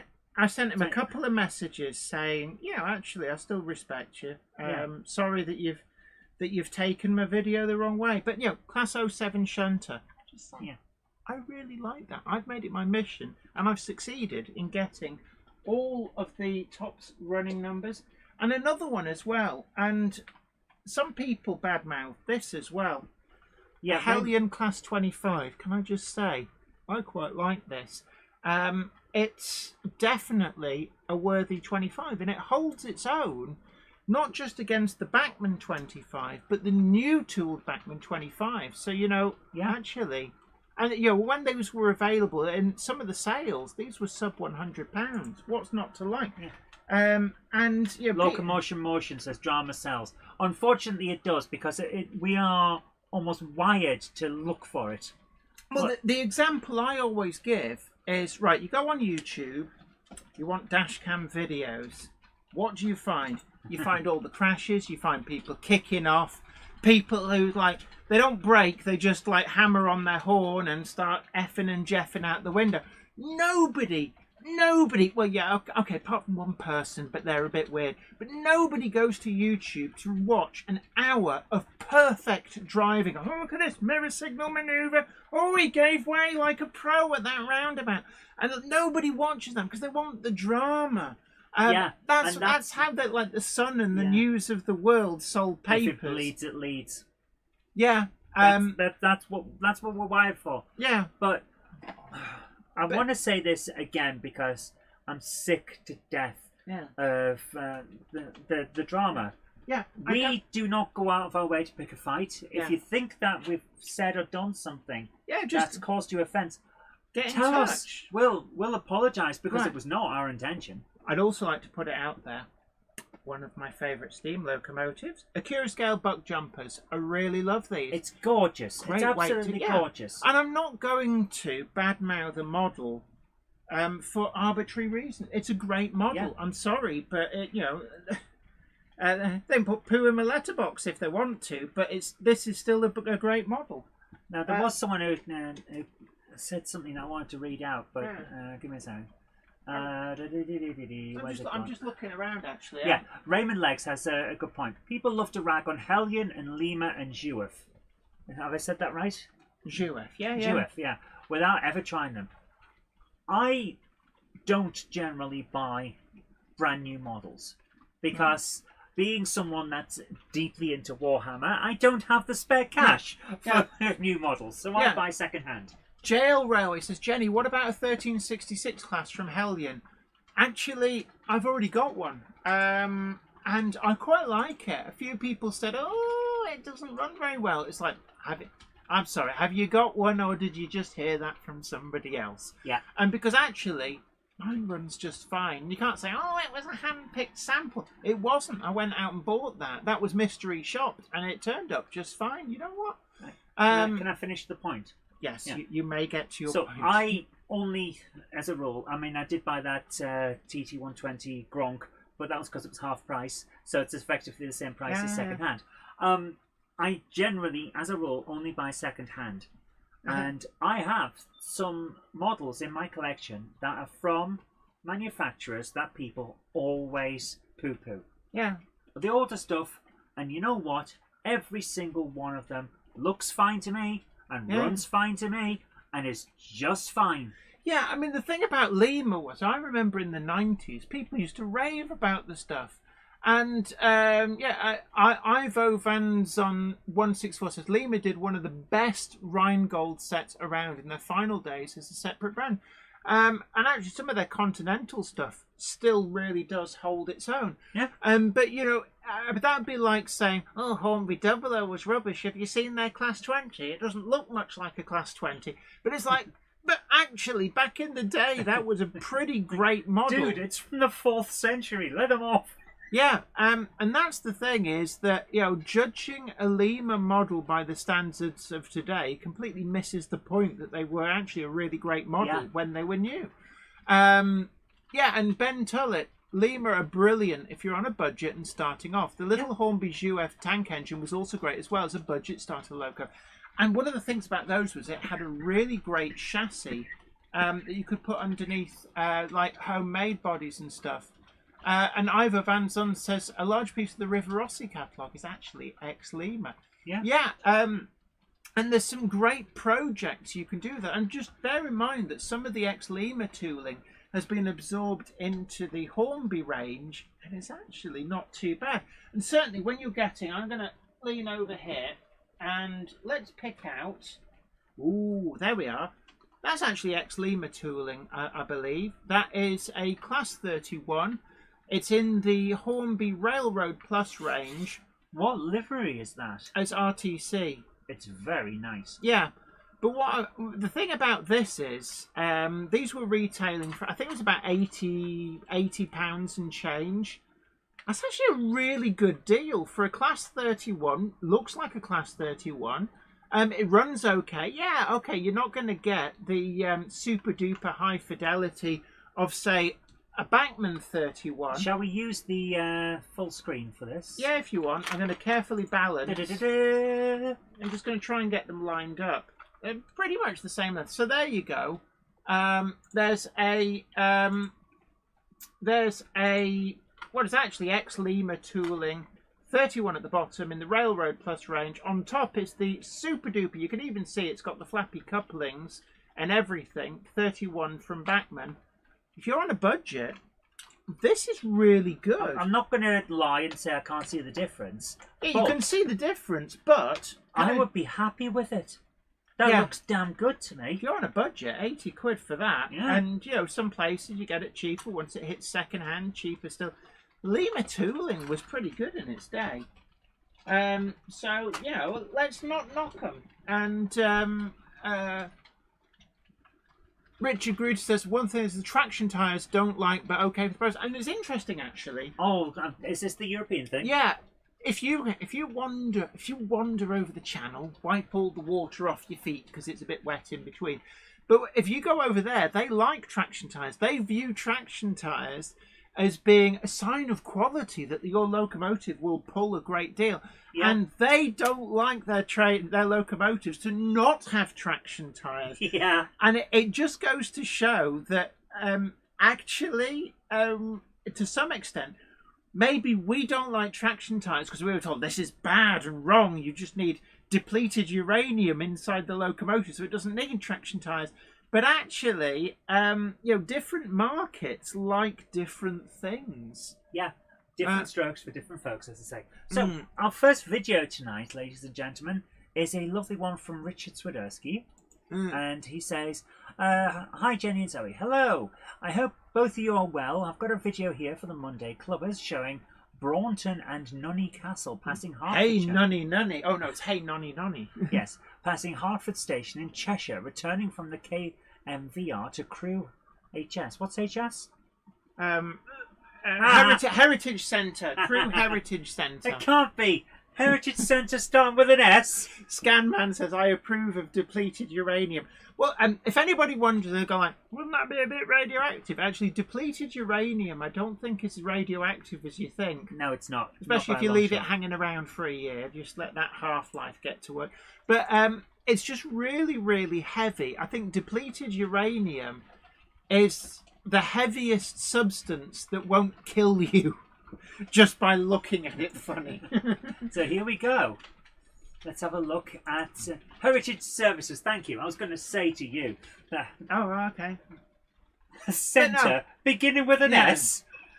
Richard Gruter, I don't think you can enrich it because it's what's left behind after all of the stuff you want to enrich has been taken out. Yeah. So it's depleted uranium. Is that U238? Like pure 238? Which is 238 is the stuff that they want, and is it 235?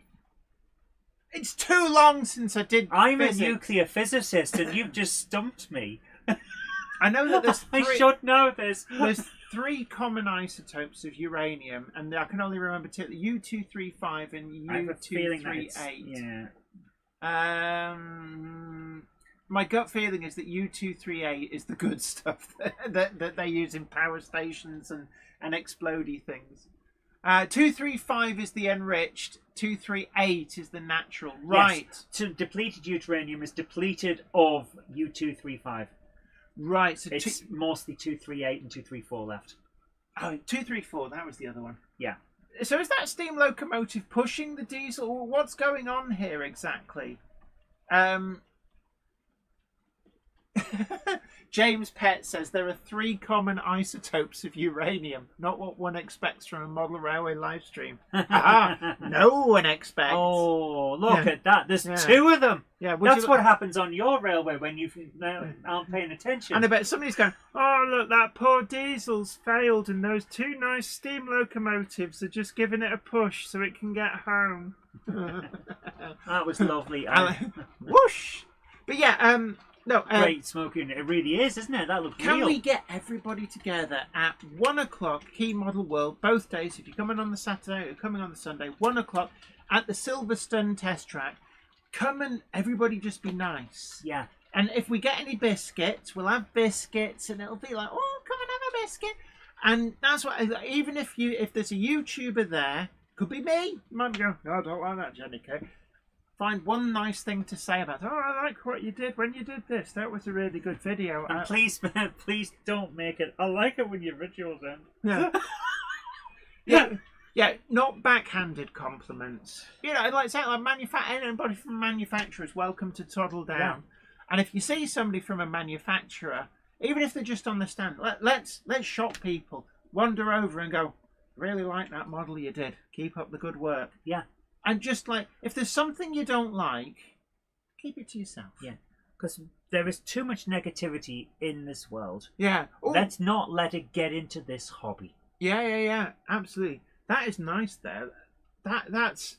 I mean, do you think that train is a tad overpowered for that one coach? Nope. That is clearly a coach that is pulling every single piece of really, really, really heavy material in the entire country all in one go. Well, what that is, I will put this out there. It's probably a case of because train paths are expensive and hard to come by, what they've done there is they've put 3 light engine movements together in one train, so it only needs 1 path instead of 3. I think that's what that's sort of about. David Scott says steam locos being towed need to have the regulator open to provide lubrication to the cylinders. Yes, that was one Everyone of the things. likes a nice lubricated cylinder. Way. Hold on, I've got something to resolve there. Stop it! Stop. Don't use a clown shield. I like this. Sarah Davis says, I'm brilliant at unintentional backhanded compliments. Oh, that looks horrible. Well done. To be fair, if you're in Warhammer and you're talking to someone who does Nurgle, then that is a good compliment. Yeah. Like, that's truly disgusting. How did you achieve that? Yeah. Well, going up to somebody go, wow, you must have really worked hard to smell that badly of poo. No. Don't say that. No. Never say that. Never say That's that. an example of things not to say. Yes. But there you are. Naughty Jenny. Yeah, naughty, bad. Anyway, what have we got next? This, I misread that as big layout. This is LGB layout in a shed. So it will be big anyway. So this is from Colney123. LGB is quite big. This is Simon Pitcher. Simon Pitcher. Yes. Hello. Bobby Nomad says, good evening, how do tonight? There's an element of lateness in Yes. A Monday clubber is never late, Total Wagons. Nor are they early. They arrive precisely when they mean to. Thanks, Gandalf. So there we go. Yes, this is Lehmann Grosserbahn. Yeah, Lehmann's Grosserbahn, which is basically, it's German for Lehmann's big railway. Here we go. Lehmann being a person. Yes, so this is mostly German stuff, isn't it? LGB, very big with German, Austrian stuff. Now, what particular part of Germany would you say it is? Because I want to say Bavaria. Probably. Bavaria is probably a good call. But it's... they've got very distinctive locomotives. It's old West Germany, I think. West Germany, incidentally, retained steam locomotives until, I think, 1977. I do love the red and black of the German railway. Oh, Charlie Chimp asks, will you be working on the Garden Railway in the nicer weather? You were out the Garden Railway today, Yeah, weren't you? already been running it. I filmed a few bits and pieces. Oh, I like a lot. And that's a nice mallet. Is that a mallet locomotive? Love it. This. I They're saying Saxony. Right. Saxony, right. This is nice. Beautiful. Can I just say, it's not often that you see an indoors scenic LGB layout. Yeah. But this is really nicely done because it's G scale. I'm getting flashbacks to looking at your layout there with the wires going up at the back. Yeah, it's sort of gauge 1. Yeah. Now you can get UK outline. Bachmann do like the Thomas the Tank Engine stuff, but also they certainly did do a Class 66 in G scale with some container flats. But they were surprisingly big. I'll be honest that maybe they should have done a Class car. 08. Bubble car. Lovely. Oh, those are like they didn't have a reverse gear and the door open outwards, so the trick was not to drive it forwards into your garage all the way up to the wall because then you couldn't get out. They were light as a bloody feather. Yeah, but if you can't open the door, what are you going to do? You open it and then push and pull and Can I just say, Heinkel missed a trick with the bubble cars. What they needed is that was wonderful. Thank you. They needed a flap in the floor you could open and then put your foot down and push back when you made Flintstones mode. Yeah. Awesome bricks, absolutely. Garden Railway without the gardening. Yes. Yeah. G scale is to gauge 1 and gauge 2. What 009 is to N gauge and double gauge. So is it narrow gauge? This is what I don't know. Where does G scale fit in? Because gauge 1 is a thing, and gauge 2, gauge 3, and then I think after gauge 3 you start to reach like the big stuff, and then into the ride-on stuff. James Pett says it's meter gauge. RG Models 86, a Union Pacific big boy in G scale made from metal, sounds, and smoke. Wow. So James Pett says it's the gauge of gauge 1, but to the same scale as gauge 2. Right. Interesting.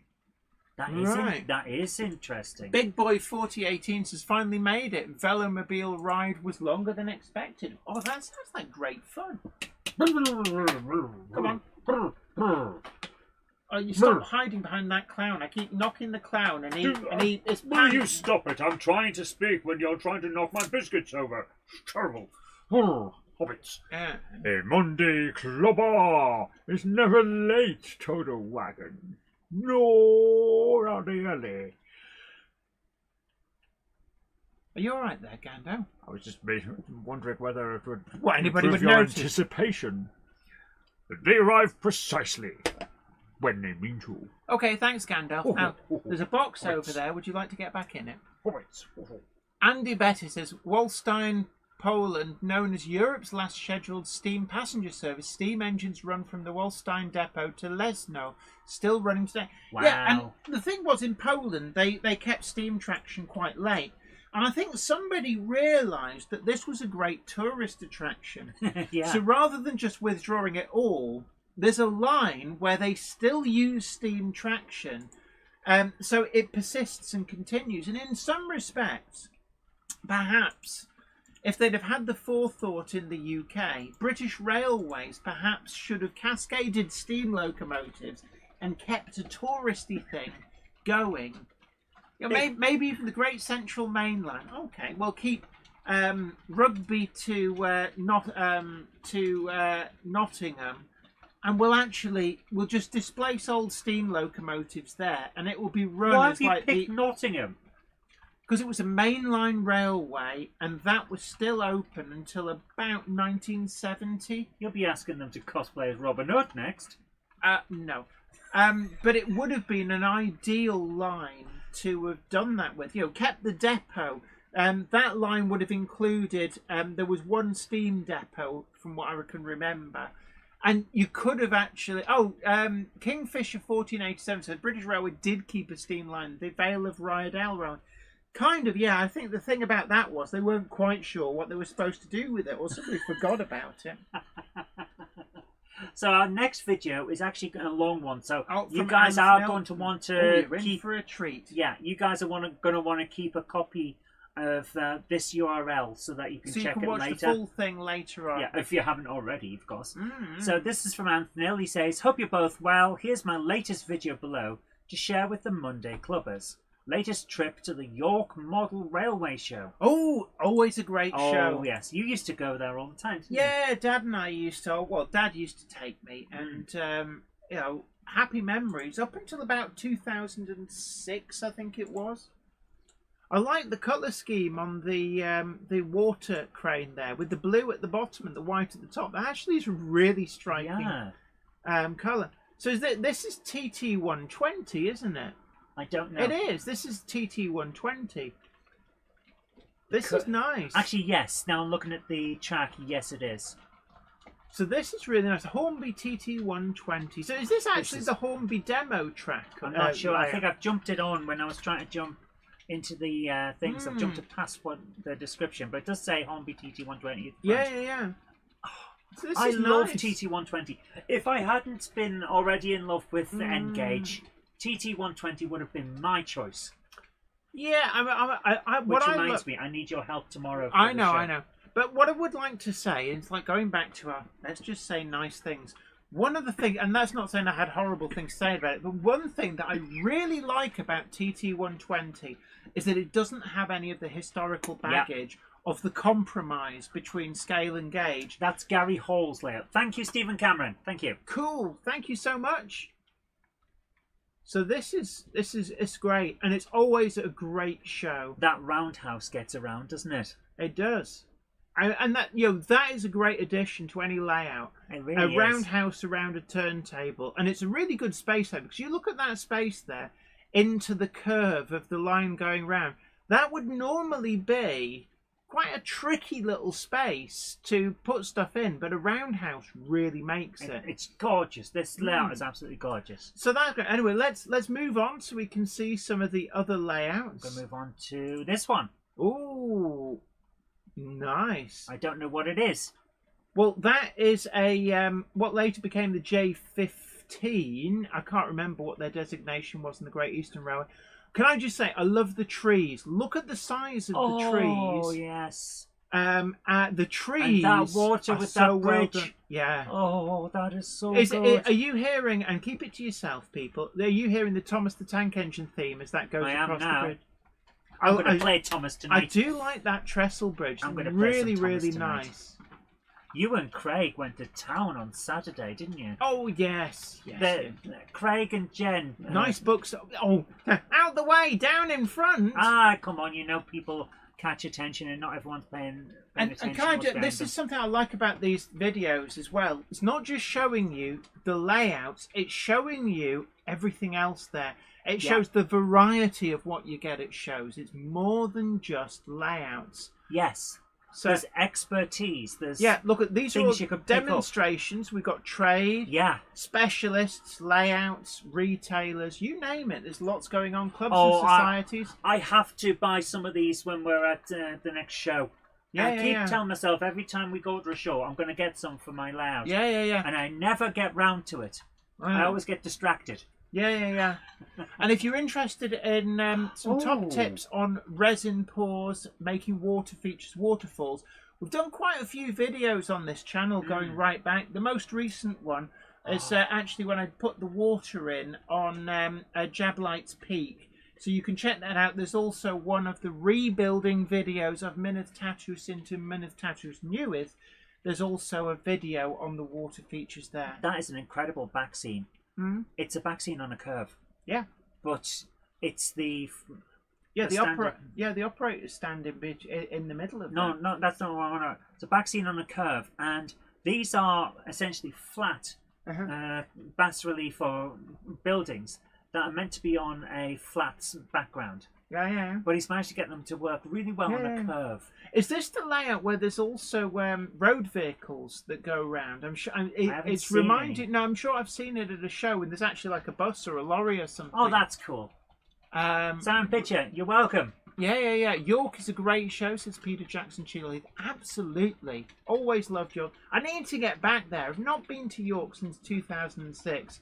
And I really do need to get back there. The last time we were at York was the D-Class announcement from Yeah, but that Rails. wasn't the show. This is something very specific over the Easter weekend. It's always on at the Easter weekend. Why don't we go? Yeah, why don't we? We'll drag my dad down. If you want to move it on just a I little do. bit. I'm mindful, just one more from this one. Then we'll let's on. have a look at... Oh, good grief, what was that? No. If people want to see the full thing, you can go back. But what's this? Studio tours.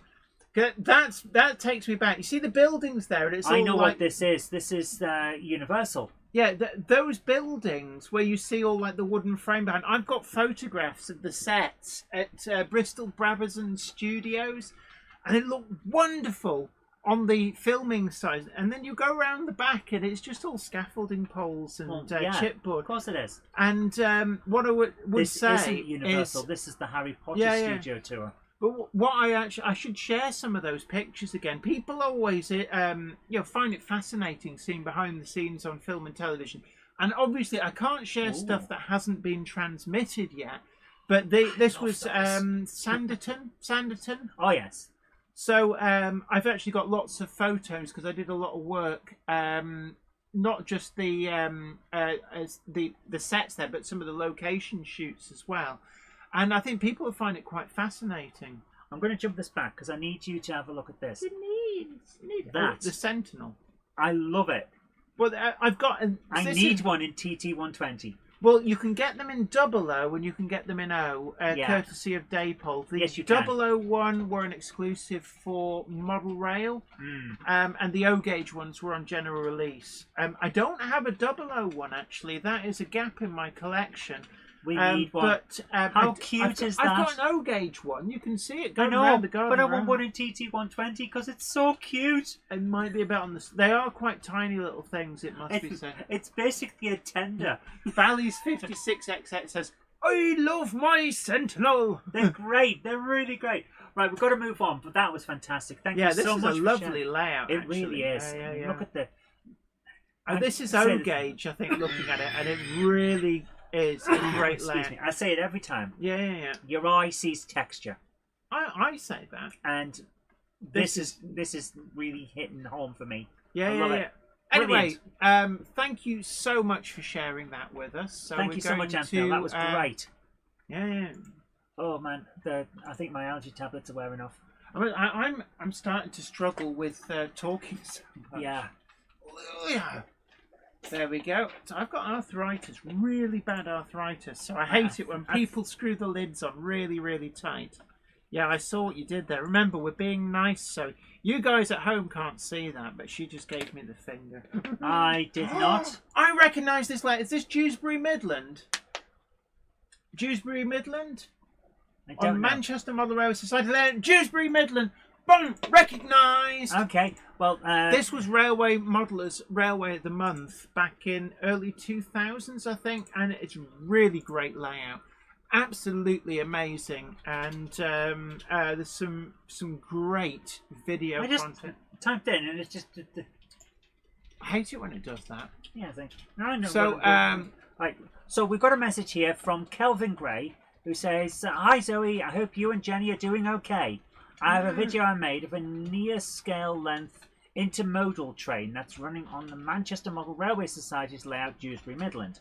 I added sound effects of a real Class 66 pulling a real train and layered it over the video I took to give it a sense of realism. Unfortunately, we can't play the sound, but we can show you the video, and what we will say is do check it out, because it'll have a lot of bass if it's layered with the sound of the real thing. But look at the stonework. Can I just say? Yeah, they did a good job. Yeah. I English good, yes. Yeah, has your tongue got encrypted? Yes. Yeah. But that is really nice. And I love that style of road bridge. I'm a bridge connoisseur, it must be said. It's weird seeing modern trains on this, because this is a layout I'm familiar with, but done in the steam era. But no, this is nice. This does look gorgeous. It's an excellent layout for watching trains go by on. Oh, nice bit of graffiti there. Yeah. So there we go. This is a nice looking. And the stonework and stuff is really good. The people on the platform are like, "Hey, hold on, it's the 1950s. What's that modern stuff? That's like futuristic." I suppose in the 1950s that would have been such an alien thing. Oh my goodness! Well, there goes a proper steam train in the background. I do like that blue. Is this modelling Manchester? No, it's Dewsbury, which is over in Yorkshire, Right. but the club is in Manchester. Right. Just that I'm remembering when you go and pass Oxford Road and things in Manchester, the fact that most of the city is below you, and you end up seeing the occasional final floor of a building peeking out, like hello. Yeah, really nice signalling. That signal box in the background, the blue and the white. That's actually, you notice, that's the colour scheme I used. Yeah. Oh, there we go. You have some very weird No, things can coming I just say, this is the algorithm pushing up. garbage What I'm at saying me. is you have some very weird things coming up. Yeah, can I just say, don't subscribe to. So it's recommended 3 channels that I have no interest. One of which is showing something that, if that's real, should not be on the thumbnail of a video. Yeah. I'm sorry. That's actually quite disturbing. I'm sorry, but YouTube, stop doing that. Come on now, behave yourself. So there we are. Rick and Pauline of Well Chuffed Railway, says Charlie Chimp, showed a brilliant layout of the newer Metrolink trams of Manchester. They look really smart. Yeah, they do show some really great layouts. Yeah, bumped into them actually at a couple of Well, you exhibitions. should have been paying And attention. it was actually really nice to chat to them. And that's the other thing as well, is that I don't get to talk to a lot of YouTubers sort of off the clock, as it were, but it was really nice to just chat with them. I think it was at the Lee exhibition last year or the year before, which was great, absolutely great to have a chat with them. You know what? What we need to do, most to a certain extent, as a community, because it's become more and more common with pretty much everyone that's in this hobby to only go to shows and film. Sometimes we need to think, I'm going to go to this show for myself. This won't be work. And then just enjoy it. Yeah, one of the things is there's so many YouTube channels that do just that. They'll go around, they'll film all the layouts, and that video will be online before the show's even closed on the first day. And I figure, I don't feel that I've got anything to add. I'd actually much rather go to a show and just look at the show. It's very easy to end up going around everywhere and going, oh, look at all that. And you're looking at the show through your viewfinder on your phone or a camera. And actually, that's another modern thing. And that's another thing from social media that's ruining the hobby. You're not enjoying it in the moment anymore. Yeah, it's about, I need to get my scoop to like be first. And I need the content. Yeah, and I'm not saying that, you know, there's a place for all that, but I don't feel I could add anything to filming an exhibition in that way, which is why we've taken up the Iron Horse Challenge. Yes. And we do things slightly differently. We kind of pick our 5 favourite layouts. And that's not to say like, oh, all the others were rubbish. It's nothing to do with that, because it can be a very personal thing. And when we've chatted about this, when we're doing the filming, it's very interesting. Sometimes the Cupboard Monkey will pick a layout and I'm like, I wouldn't have picked that myself. And I will pick a layout that wasn't on her radar. And I like that about it. Sometimes it then gives you a perspective on a layout that you might otherwise have just sort of walked on by. Moreover, from that, I would say that because we've done it this way, it forces us to be more aware of the show rather than what we're filming. Because if you're not, you won't be able to pick your 5 favourites. Yeah. Oh, can I say, Spelliakir says, I'd love a manufacturer to make some 00 gauge working trams. What I will say is actually there's, I think it's Roco, there's certainly a manufacturer does some really nice German trams, and they're really top quality and run so nice. But yeah, I think it's perfectly doable, and those were in HO, but you know, HO 00, you could probably get away with it with something like trams. But yeah, definitely. I think going forward, as more and more locations are starting to reintroduce trams to city centres, I think maybe we are going to see trams as a growth area in the hobby. As a fan of trams, I approve of this. Yeah. Also, as a fan of trams, they should never have taken them away in the first place. No. But can I also say as well, Tillig do some really nice looking tram tracks, which you can run 00 gauge locomotives on. So you could use them for things like industrial settings or for like a quaysides, that kind of things. But actually, they're kind of intended for trams, and that range is brilliant. And in the back of my mind, I've got the Javanese sugarcane railway to do. I've got an American logging switchback layout to do. But I really do want to do a kind of industrial thing where the trains go across the road and use that Tillig track to do it. I think that would be really, really good. And I wonder actually if you could incorporate the Fowler, the cars that they follow a buried wire and do their own thing. Oh yes. I think that might be quite nice to do something along those lines. That would be cool, yeah. Ivo Van Zon 164 says, would that be Halling for the trams? Roko has a Duag. That be Durvag tram too. I don't know. I just remember when I was at DCC Concepts working there. They had one in the stash. We called it the stash. It was basically the stock that had come back from Australia. And I just was fascinated by it. I thought it was a lovely little model. Kingsway models have plenty of tram-related model buildings. Cool. I'll have to have a look. Right, we've got time for just one more video. And we've got a message here from Santec. Hello. He says, I had the pleasure to go to the Macclesfield show on Saturday, even bumped into Peter Jackson. Well, you should have been paying attention then, shouldn't you? Andy Fryer's Junction was there as well. However, whilst I was there, I got to film some layouts, and yes, it got very busy. I've heard it did, yes. I'm glad to hear it. We got an hour by hour breakdown from Andy Fryer's Junction. It kept us informed and made us feel jealous that we weren't there. Yeah, these things happen. Yeah. So, in his short video says there were many other layouts there that I didn't get round to filming. Hey, don't worry about it. So let's see what's up. Could you do the honours, my dear? Hit the liver. Beep beep. Interesting. So Kingfisher 1487 says, Jenny, if you're a member of the 009, I'm assuming 009 Society, there are a few articles in their in-house mag on Java sugarcane railways. I might have to actually, if they've got a stand at Key Model World Live, I might have to go and have a chat with them actually. Or just join online. Yeah, well, I'd like to go and have a chat with them. Fair enough. I always join I have to admit, I always join the Engage Society, or rejoin these days, at the Great Electric Train Show. Some lovely texture going on in that scenery. It really is. I loved that double decker. My goodness, that brick at the back, the texturing, that is great. It might be, I think it's either Knock or Prizer do it's like a hard foam, which you can use for stuff, and it's like picked out as bricks. Really great stuff. We used some on Great Model Railway Challenge, and I really liked it as a product. It's a really well done. I like the rocks there as well. Oh yes, really nice. Oh. Wow, that's a big place. And what I like about these continental layouts is because it's stuff that we're not familiar with. So this is called Swiss UK Pass. Model. Yeah, so this is really nice. It really is. Oh, I like the multi-levels. I like the windows in the side of the mountain so you can see it.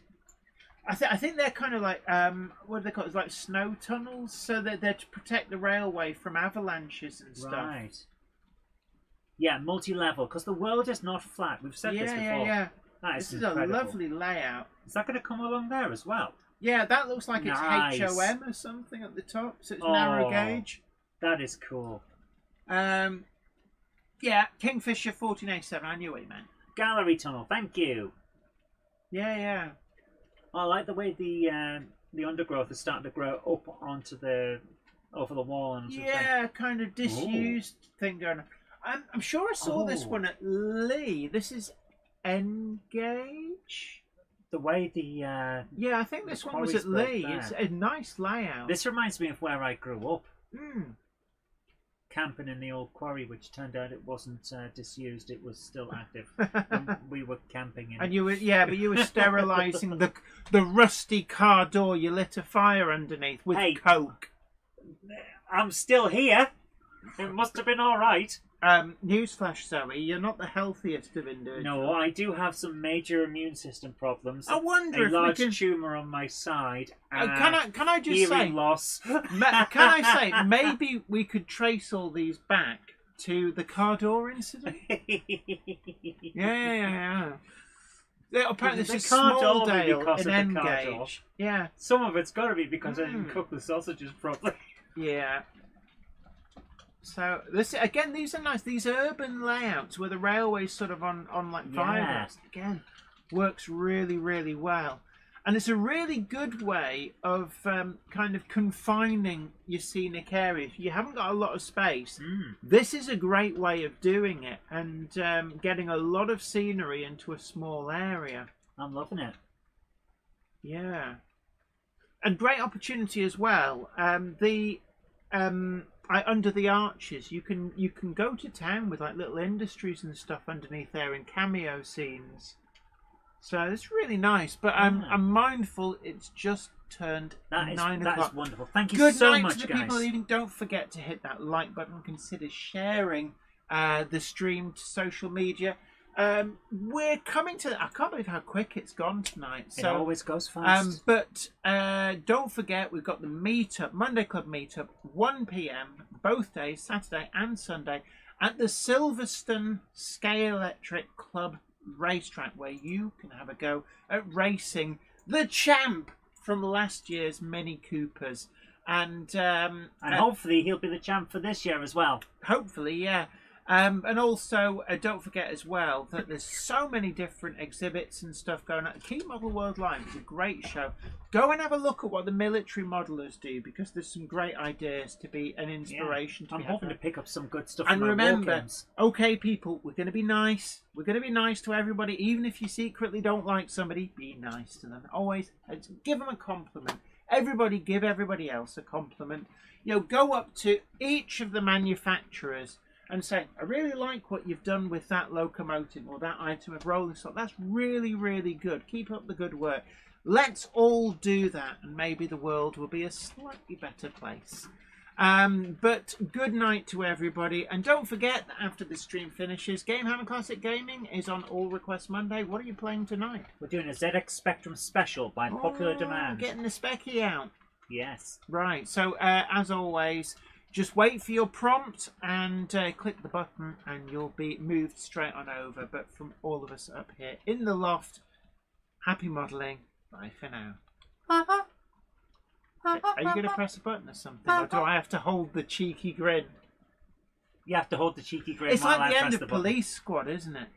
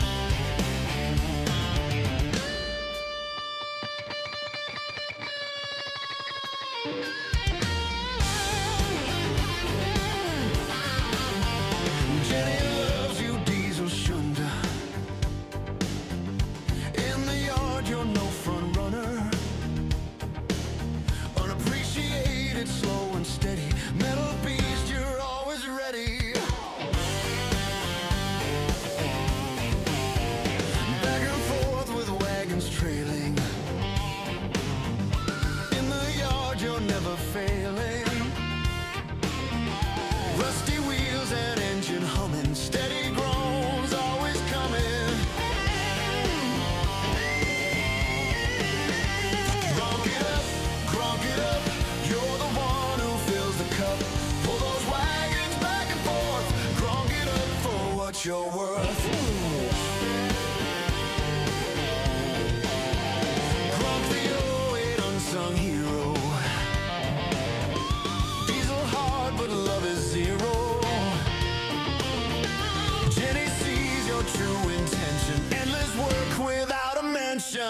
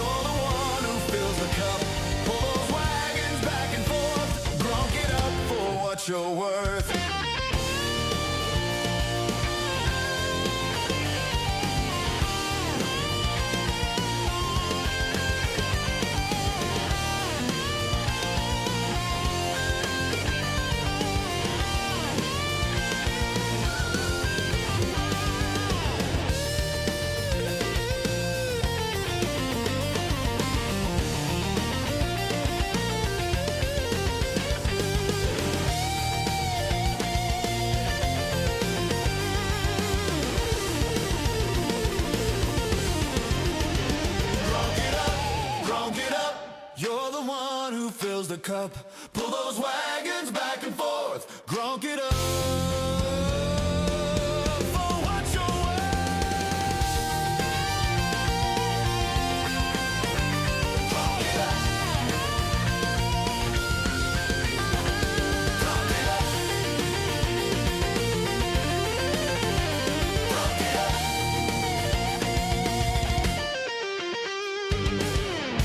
Hashtag not a cult.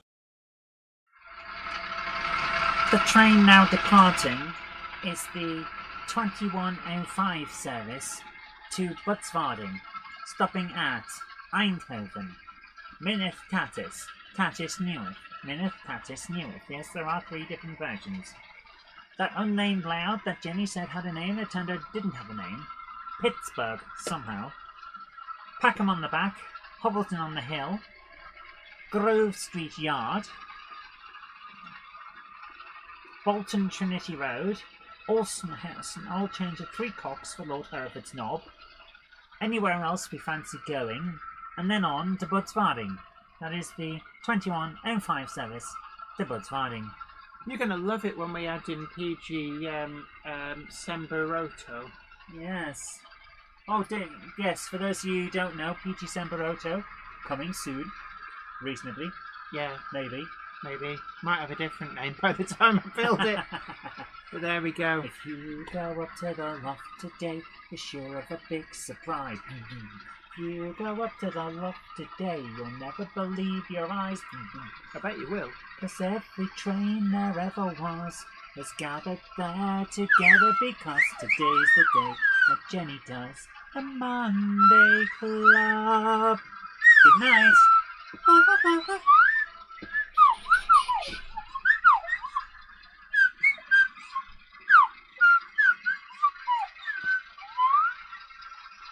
If you look out the left window, You'll see the clangers on the moon. you will The see. soup dragon is in.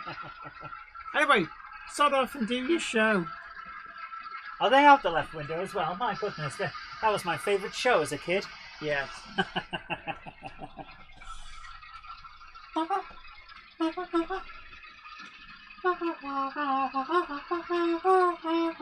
She does a lot of faffing.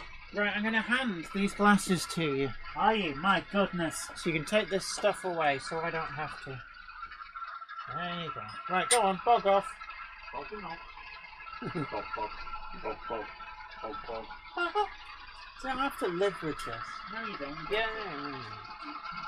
Don't forget, everybody, please like, share, and subscribe.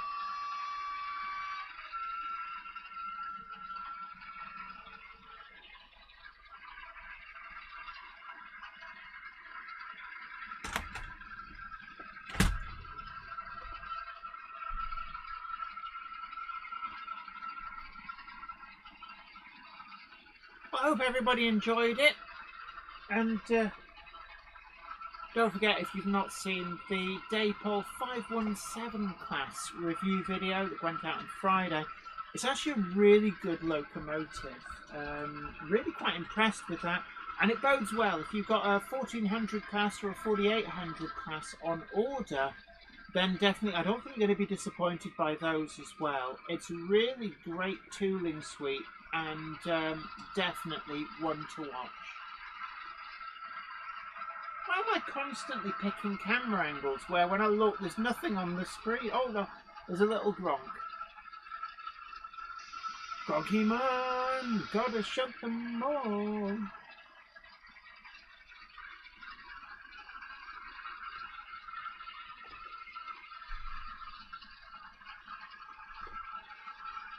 We've got the Mega Gronk, all hail the Mega Gronk, going round. That's the Class 13. There's also a couple of 08s.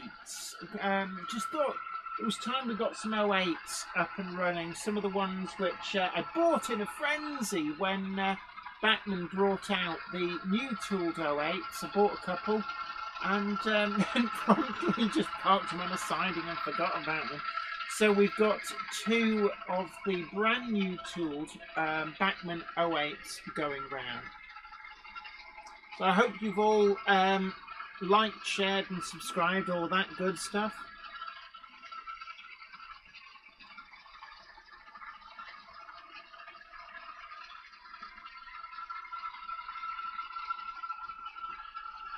Valley's 56XX, absolutely. Hashtag hail the Mega Gronk.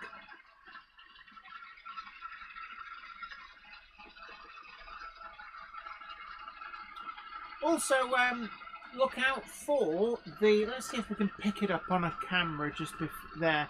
So you'll see, we've also got a rail tour with an Ethel. That's the Bachmann Ethel 3, I think it is, an intercity livery. And it's secret is pushing a Mazak-rotted Hornby rebuilt Patriot, which unfortunately the motor cradle and the top of the gear tower have crumbled away, but the rest of it as a rolling chassis still works. So I'll let you a little peek behind the curtain. The Ethel is actually pushing the train, well, pulling the train and pushing the locomotive. But you know, it's effective. We've also got Sun Castle, the Hornby A2/2, I think it is, just heaving into view. Another great locomotive, which I haven't run in ages. I saw it in a drawer and I thought, I should run that. That's a nice locomotive. And yeah, running pretty well. And then we've got the Hellion 27 and the Bachmann 25, bringing up the septet of locomotives that are running, doing the ABC shuttle.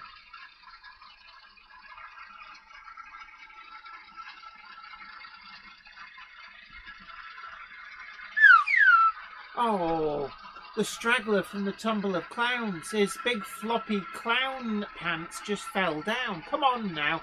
Oh, he's put too much custard in them. Hold on. Just hold still. I'll help you get your pants back on. There we go. Blooming clowns.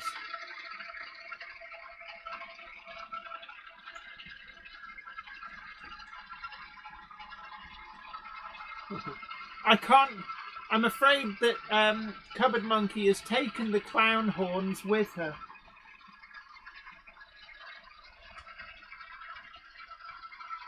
And the one with the saggy pants, he's doing a sponsored silence at the moment to raise money for the getting more custard pies. They do go through them quite quickly.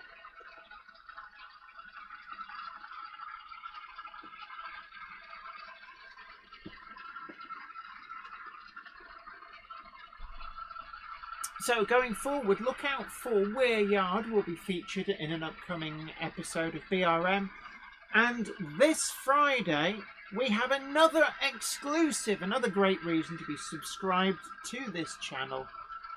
I'm going to be revealing a new HM7000 sound profile that has not yet been announced. I've been given permission to exclusively reveal an all-new HM7000 profile. It's not been announced, there's no hint of it, and you won't see this one coming, but it's a doozy. So stay tuned for Friday's video, because I will give you an exclusive first listen to the all-new HM7000 sound profile. Unannounced, it is, I think it's, let me just check my notes. I don't, believe it or not, I do have some notes. But it is sound profile SD091. So there you go. You won't find that in your app, but it's shortly going to be released. So do look forward to that if you're a big HM7000 user. And just a hint, you might want to buy a few 21-pin HM7000 decoders ready for its release. I know Roads and Rails have still got stocks of those, but also TMC, the Model Centre. Go and check them out. Tell both of them that I sent you. Fill your boots with the 21-pin decoders. Both have still got some in stock. How you doing? Yeah, no worries. You what? Could do. I must ask them actually what it would take to get a special Monday Club Class 08 profile and maybe send them a recording of the tumble of clowns and the slow trombone and see whether they'd do a special. Oh, thank you so much, Andy Bettis. Very, very kindly donated £4.99 on the Super Chat. Thank you so much for your generosity. It really does help keep the lights on. I know we're in troubled times at the moment with the economy. We're in a recession in all but name, let's face it.